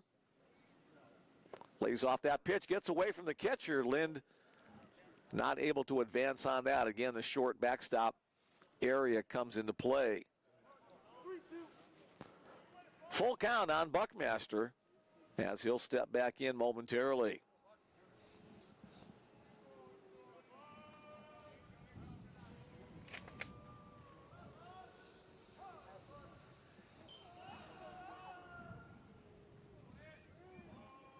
Hansen comes set.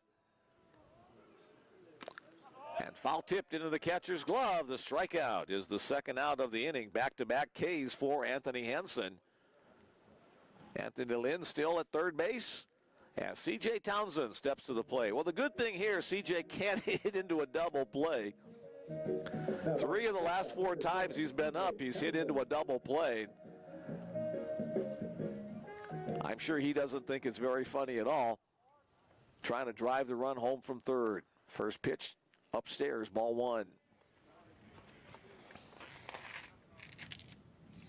All 3 double plays, a different variety. A 6-4 to 3, then a 1-2 to 3, and then a 5-2 to 3 on those Blue Hawk double plays. Breaking ball gets the bottom of the zone. 1-1 to count on CJ.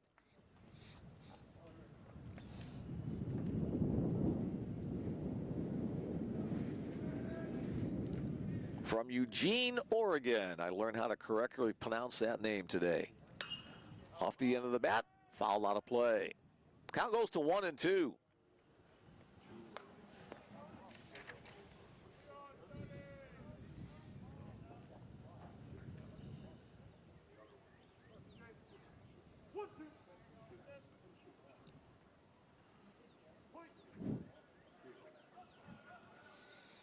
Hansen looks in.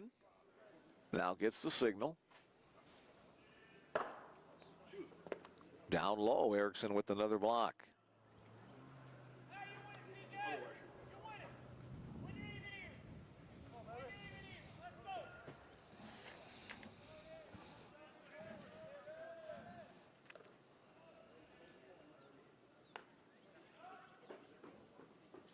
The 2-2 offering. Lined and through for a base hit. C.J. Townsend with the single to center field. Drives in Anthony Lynn with the 8th run of the game for the Bellevue Bruins. So a run batted in each of the 2 games today for C.J. Scott Henson. He'll visit with associate head coach Mitch Schmidt coaching at first base.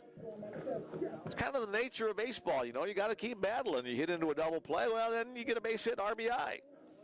Top of the order for the Bruins, 4th time through for Scott Henson. We're in the bottom of the 5th inning. Bruins now with 8 runs on the board. 2 in the first, 4 in the third, 1 in the 4th, and 1 more here in the 5th. That equals 8, doesn't it? Yes, it does. Scott trying to keep the inning going. Pitch down low.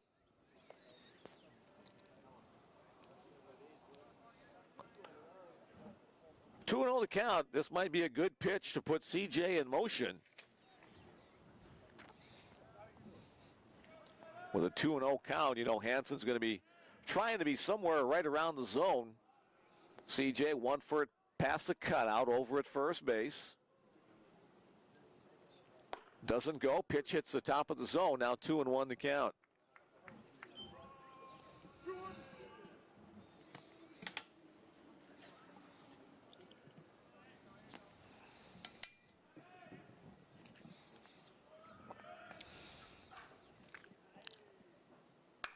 Hansen hit in the air to center field.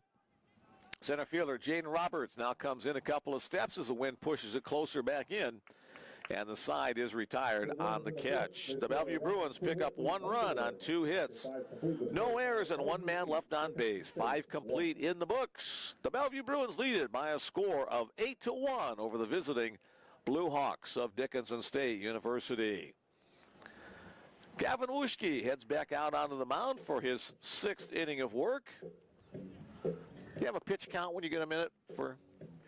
Yeah.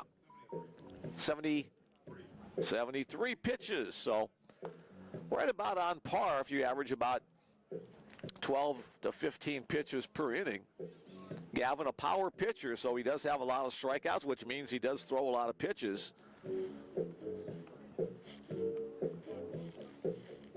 8 strikeouts so far for Gavin Wuschke today.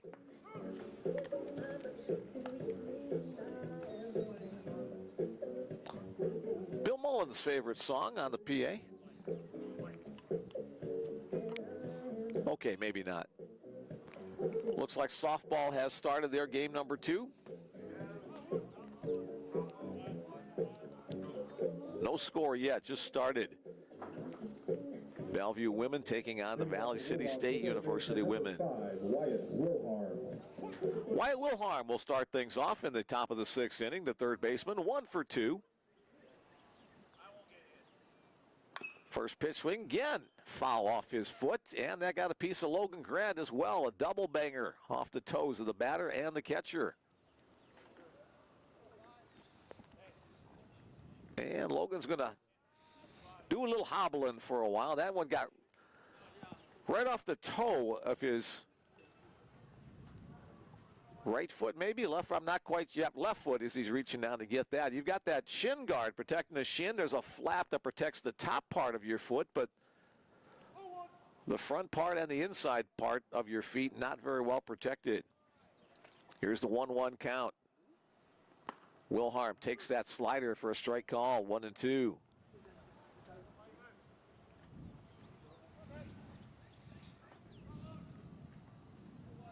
Wind's been blowing all day long. We're about 10 degrees cooler than we were yesterday, but still a relatively decent day. You'd always like it to be warmer, but you get what you get. 1-2 the count on Wilharm.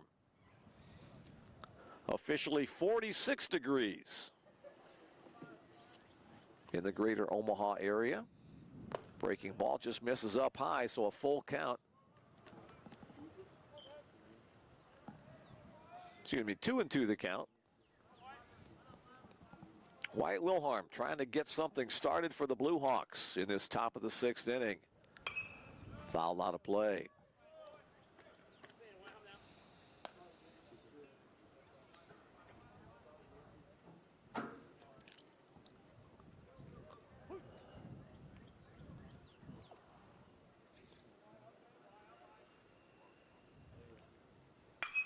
Hit in the air to right field. Anthony Lynn on his horse, still on his horse, still on his horse.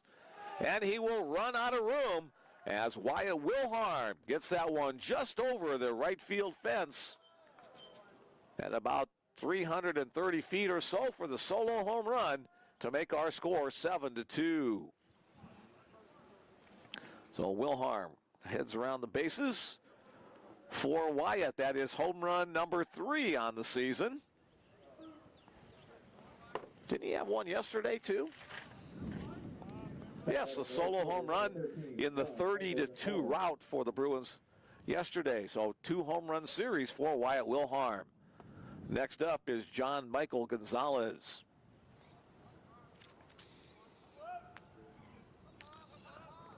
Gonzalez 0 for 2 in this second game. Gets the call on the outer half. 1-1.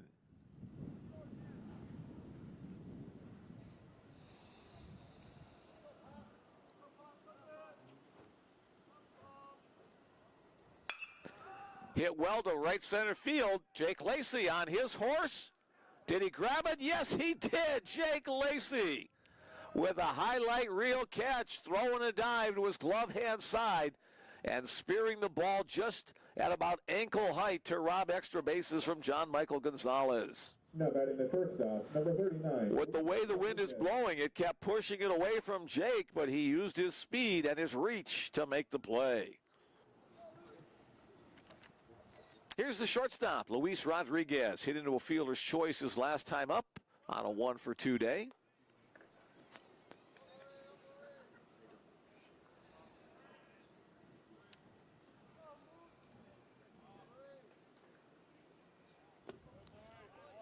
Down low. We've seen all 3 Bruin outfielders, all outfielders from both teams really cover some ground over this weekend series.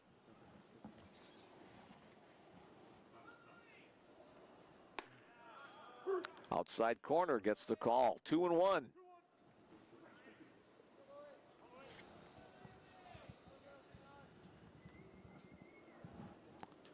Rodriguez, a Puerto Rico native, looks at a called strike 2. That movement just catching the outside corner of the plate.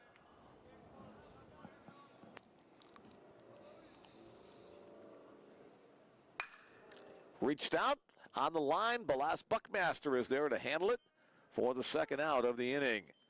Right off the edge of the bat, the only question was it going to stay in the air long enough, or was Balas going to play it on a hop?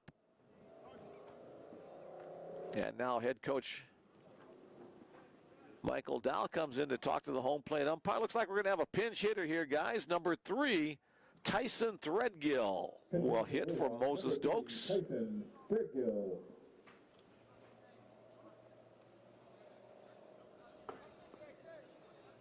Threadgill played in game number 1 today at first base.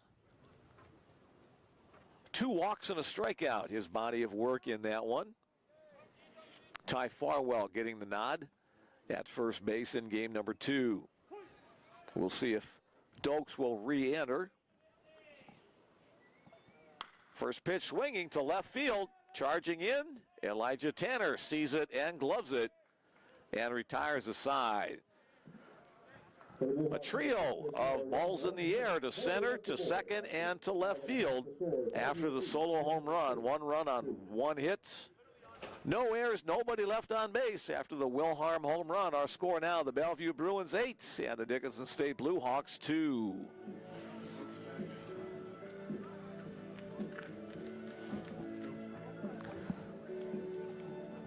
Left fielder Moses Dokes will re-enter the game out in left field after the pinch hit for Tyson Threadgill. A new pitcher on the mound for the Blue Hawks as well.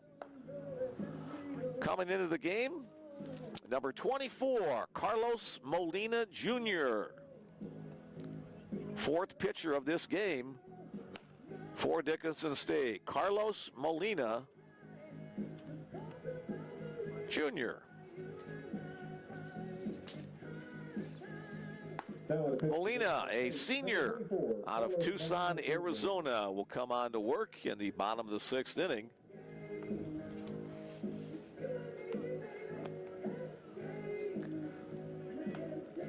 No wins and one loss on the season for Molina, a 7.36 earned run average. This is his sixth appearance. All of them have been in relief. 7 1/3 innings his total work so far this year. Has allowed 6 hits, 6 earned runs, has struck out 10 and walked 6. Carlos Molina Jr. on in the bottom of the sixth inning. First Bellevue batter he will face will be Steven Elsner. Or the upper part of the order for the Bellevue Bruins. Home plate umpire Joe Cassidy restocks his supplies of baseballs. Now he's back behind Cam Erickson, the catcher, as Steven Elsner will step into the right-handed batter's box. Steven has been up 3 times, and he has scored 3 times for the Bruins in this one, 3 of the 8 Bellevue runs. First pitch fastball from Molina on the knees in the zone.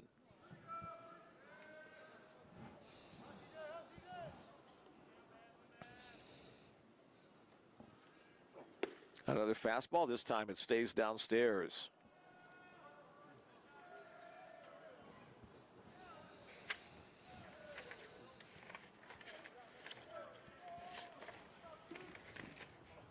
That one's hit well in the left field. That'll drop in for a base hit. 2-hopper out there to Moses Dokes, and the Bruins get another good start to an inning with a solid single left field by Steven Elsner. Next up, catcher Logan Grant.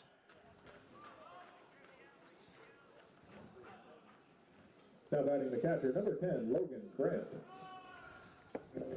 Logan 1 for 2 in this one. Also walked his first time up.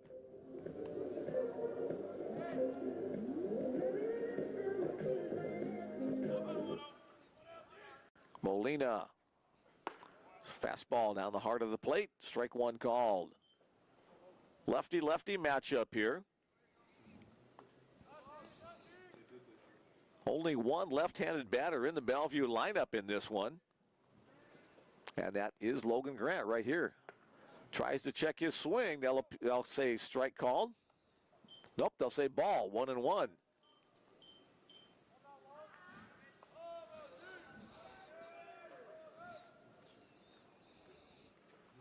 Erickson again sets up on the outer half. Coming back our way, foul ball, 1-2 the count.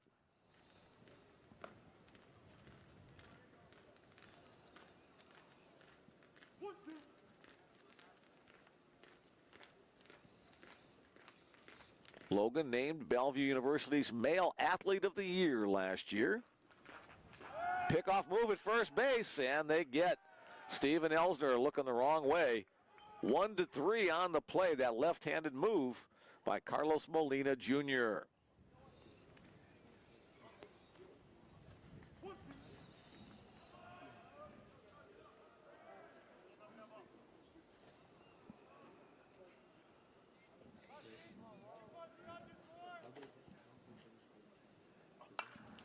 Foul back to the net once again. Here comes the Dickinson State bus rolling down the hill down on U Street, followed by a school bus. Must be getting to be that time of the day.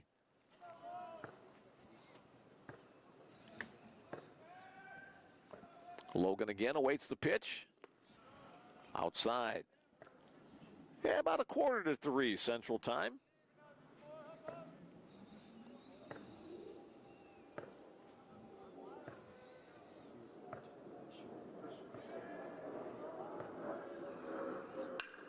Chopper on the ground to second base. Kate Vatsendahl collects it and on to first for the second out of the inning. And the center fielder, number 21, Jake Lacey.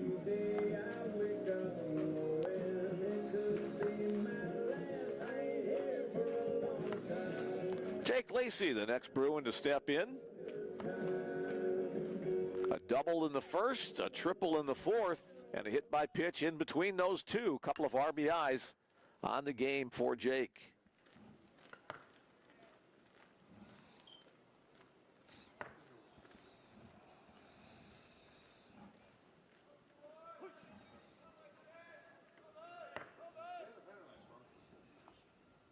Molina delivers. Off the end of the bat, fouled out of play right side.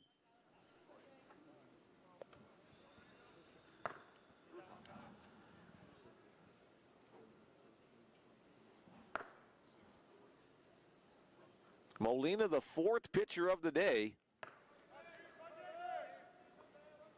Starter Trent Richter went 3. He's the pitcher of record for Dickinson State. That fastball stays up here, up high.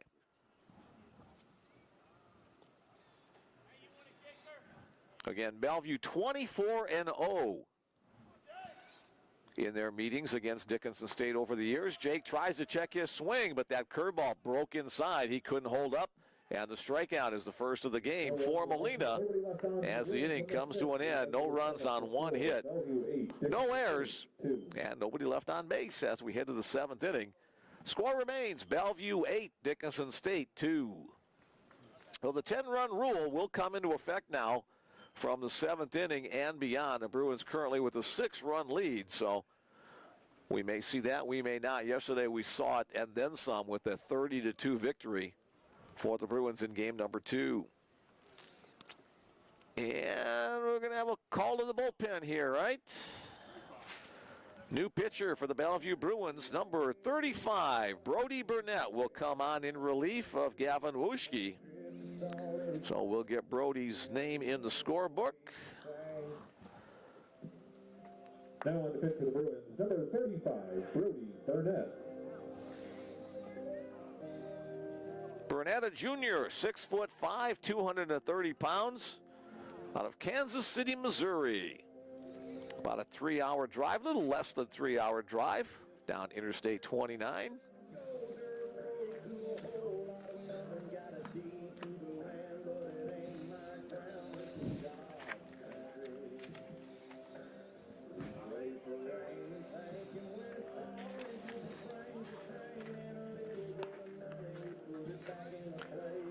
Fifth appearance on the season for Brody.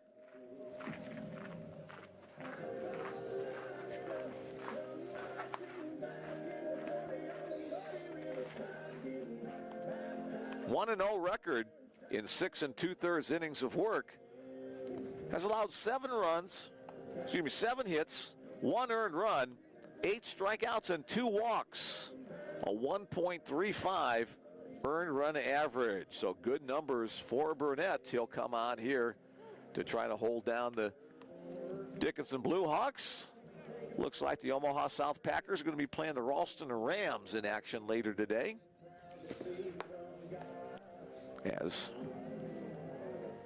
the teams filter into the ballpark, waiting for the final 3 innings in this one. Leading it off for the Hawks, first baseman Ty Farwell.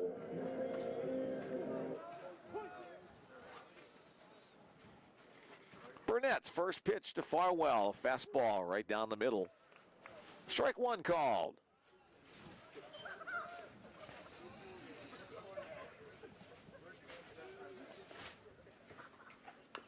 Chop foul at the plate, 0-2. Thanks again, everyone, for joining us on the Bellevue Bruins Sports Network this afternoon. Mick Krupski back behind the microphone with you. Off the end of the bat, out into center field. Buckmaster able to cut it off there. The throw to first, however, is not in time. It scoots past the first baseman, Macaris.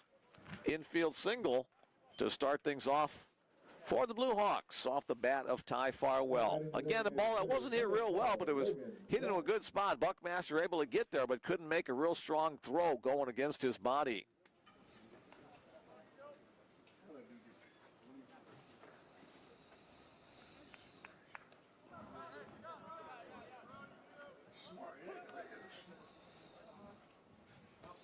Burnett working from the stretch. First pitch delivers just a little upstairs to the batter, designated hitter Logan Broughton. Broughton 0 for 2.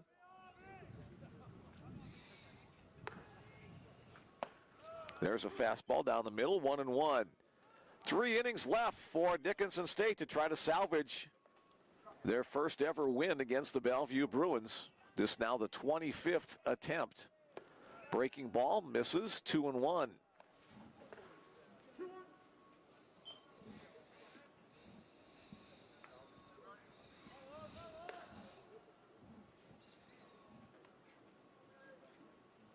Breaking ball, that one's in the zone, 2-2.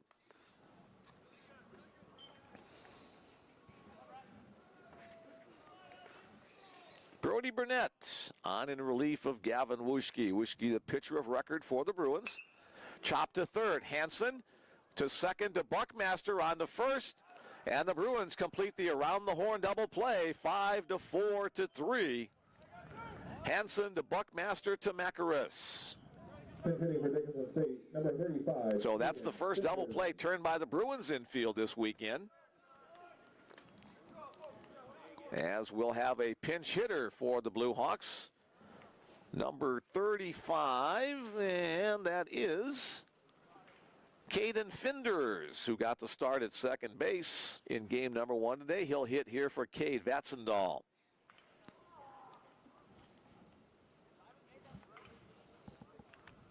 So Caden replaces Cade in the lineup. Caden Finders. Those two guys have kind of shared those second base duties this entire weekend. First pitch from Burnett, the breaking ball in the zone, strike one called.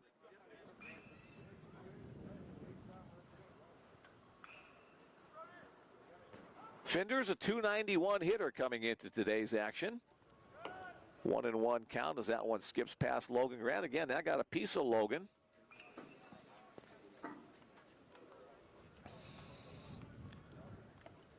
Catchers wear all this protective equipment, but the couple of spots where you don't have it, that's where you're going to get hit and hurt. Logan shakes it off. Back to the action. Burnett. Pop foul. Third base side, out of play, 1-2. 2 outs in the inning after the Bruins turn the around-the-horn double play.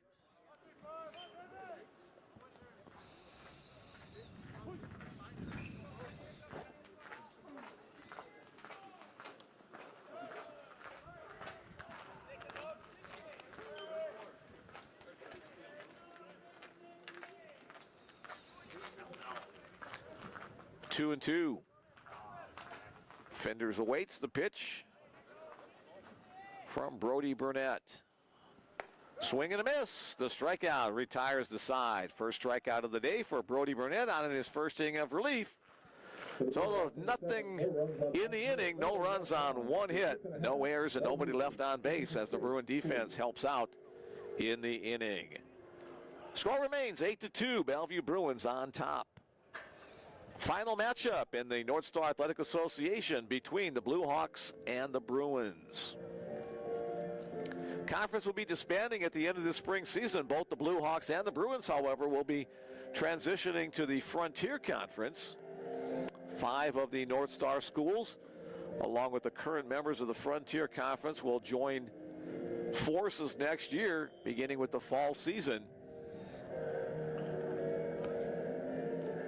One new member as well, Bismarck State, which was formerly a junior college, will be becoming a 4-year institution, so they will join with the 5 North Star members and the current Frontier Conference members. I believe 12 schools in the new Frontier. So that will mean automatic qualifiers for 2 schools in each of the major sports. Right now, the North Star, with only 6 schools, only able to get 1.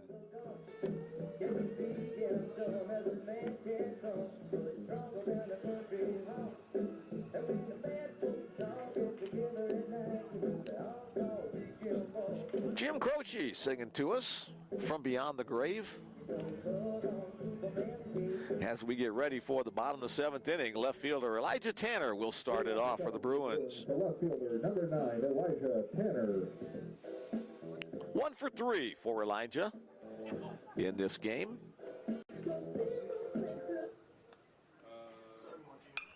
Fouled out of play on the first pitch from Carlos Molina Jr. on for his 2nd inning of relief work.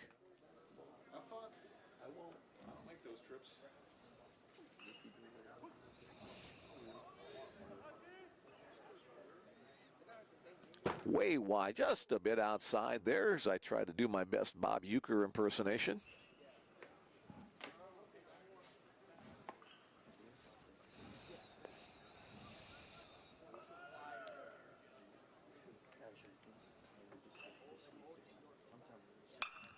Fouled out of play.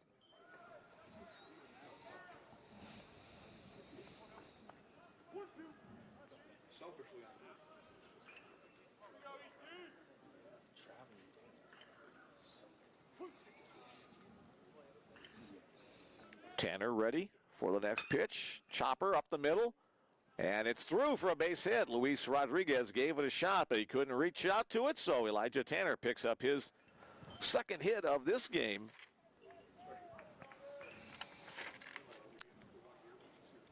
Two for 6 on the day for Tanner. He's the leadoff guy at first base. For Anthony Lynn, the right fielder. Elijah will probably have a pretty conservative lead at first base. Last inning, Steven Ellsler got picked off there for the left-handed pitcher Molina. Bruins showing bunt, pushed up that side. Going to be a tough play at first, and it won't be able to be made. Anthony Lynn with the push bunt up toward the 2nd base position. By the time that Cade Vatsandahl got there, he had no play. So a single and a single puts runners at 1st and 2nd for the Bruins. Here's Aiden Macaris, the first baseman. First to visit Michael Dahl out of the Dickinson dugout to talk with home plate umpire Joe Cassidy. And again, we're going to have a conference for the 3 umpires. I have no clue what this might be about.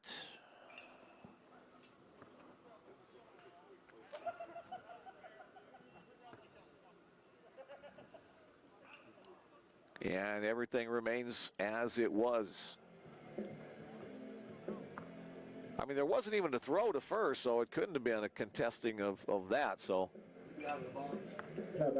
yeah, got to have 1 foot, at least 1 foot in the box. So, if he was contesting that Lind was out of the box on the bunt, he did go up the first base line a bit, but all you need is 1 foot in the box.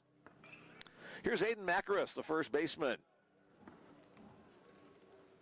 Macaris shows bunt, pulls it back as the pitch comes in high. Corner infielders crashing in, charging.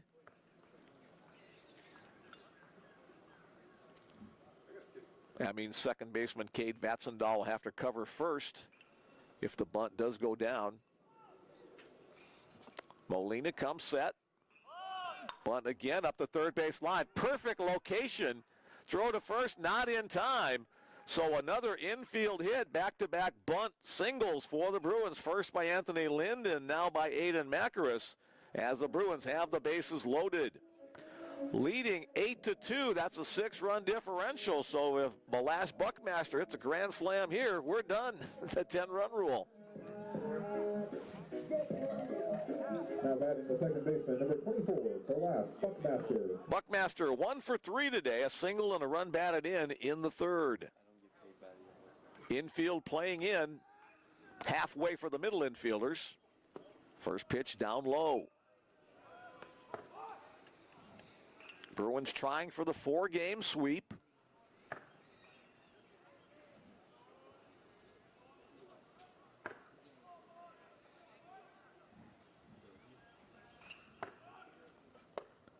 There's a fastball in her half, 1-1 to count on the Bruins second baseman.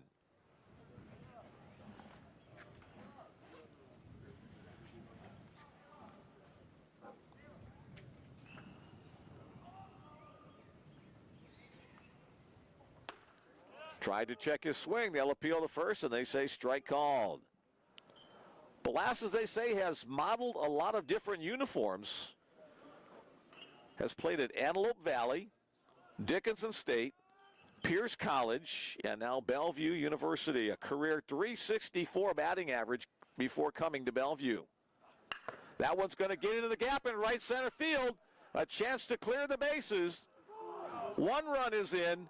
2 runs are in. Here comes the third. There won't be a throw. A bases clearing double by Belass Buckmaster as the Bruins go up by 9 runs. Belass with 4 RBI on the day. Tanner came in first. Lynn came in behind him. And then Aiden Macaris, chugging all the way from first, scores easily as well. The Bruins need 1 run to win it by the 10-run rule. Shortstop, number 7, C.J. Townsend. Buckmaster at second, C.J. Townsend at the plate. And nobody out in the inning. A visit from Michael Dow to talk to his pitcher. And we may have another call to the bullpen as a right-hander was down there throwing.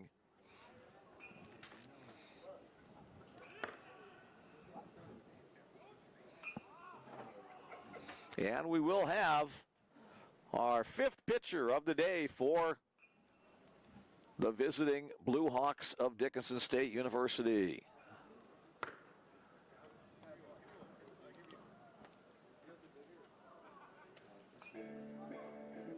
So Belass Buckmaster doing a nice job of going out after that high fastball outer half, driving into the gap of right center field. And all of his teammates scurrying home after that.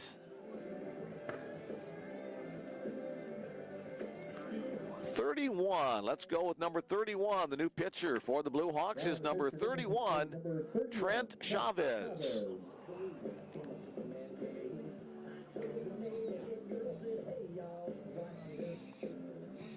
We have seen just about every single pitcher that Dickinson State has brought on the bus ride down from North Dakota.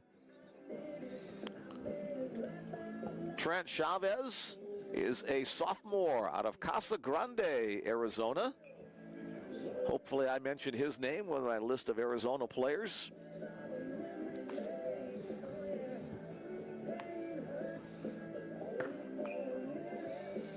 Chavez, a pretty good earned run average, 5.25 on the season. This is his 11th appearance, all of them in relief, no wins, no losses, 12 innings of work. Has allowed 14 hits, 7 earned runs, has struck out 14 and walked 4. So 14 strikeouts in 12 innings of work. That's better than 1 per inning. Quick math there, huh? He'll come on trying to keep the Bruins from plating their 10-run rule victory in this bottom of the 7th inning. Nobody out. Buckmaster on at second. Townsend coming up to bat. Then the top of the order after him if he does not deliver a hit. CJ had the RBI single his last time up. Let's see if he can go back-to-back with that.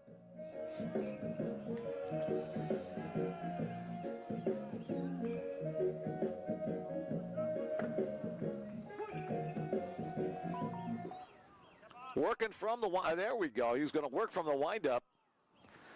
And he got a yell from the dugout, step off with a runner at second base. Just kind of forgot about him, but good job by the bench.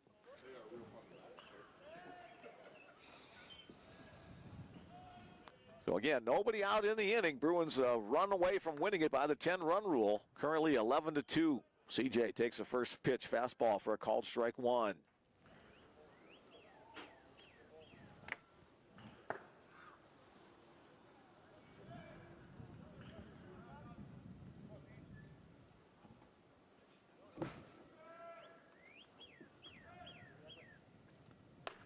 Swing and a miss, 0-2.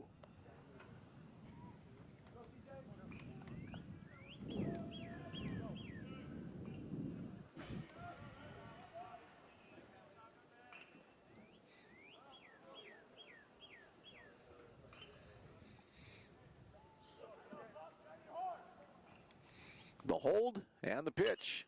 Chopped in the ground up toward the shortstop. Rodriguez across the diamond to retire C.J. Townsend on the play. Balas Buckmaster advancing to third. So the completed run, 90 feet away with one out. Scott Hansen will step to the plate. Now batting the third baseman, number 4, Scott Hansen.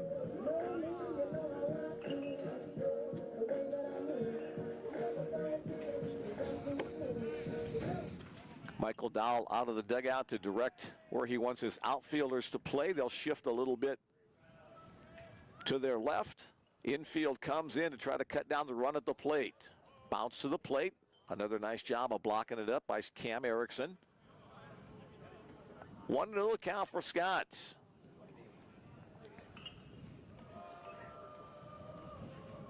Fifth time that Scott has been up through 7 innings of play.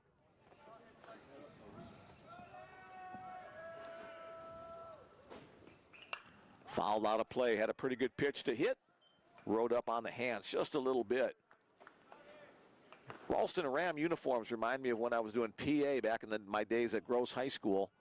A football game back when it was still grass and dirt field. It was a rainy night. Ralston had powder blue uniforms with white numbers on their jerseys, and as the game went on, it was totally impossible to see anybody's numbers. So that's why I always plead to athletic directors, have a large contrast between your school colors. 2-1 the count. Here's the pitch to Hansen. Breaking ball in the zone, 2-2. Scott got fooled by that one, looking for a heater. Instead, got the curve. So now down to a 2-2. Chavez delivers down the right field line. That's going to tail foul and out of play. Count remains at 2-2.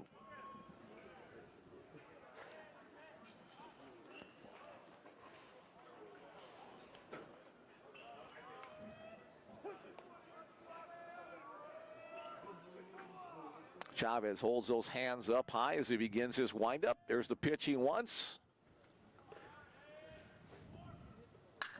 Right field, if it's fair, it's ball game.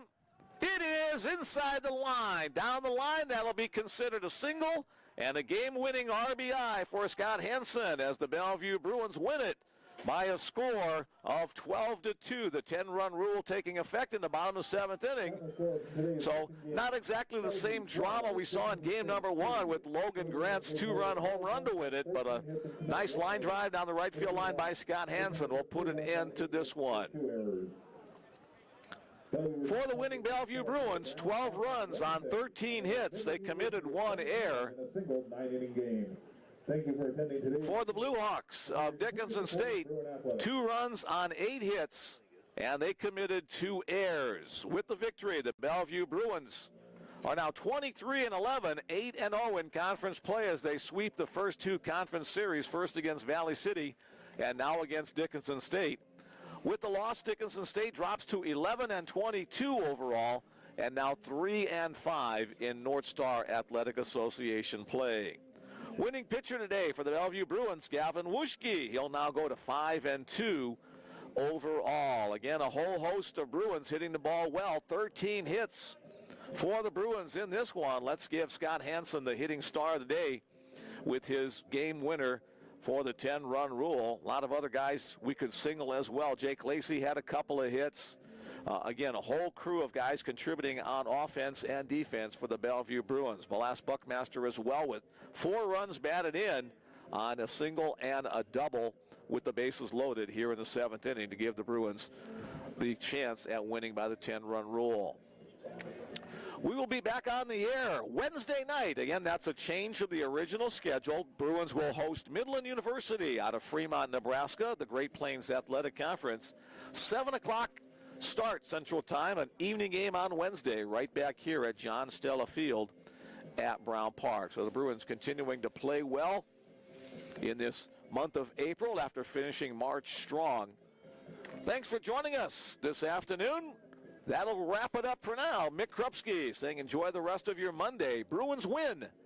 Come on back on Wednesday, and then senior weekend next weekend against Mayville State on the Bellevue Bruins Sports Network. Take care.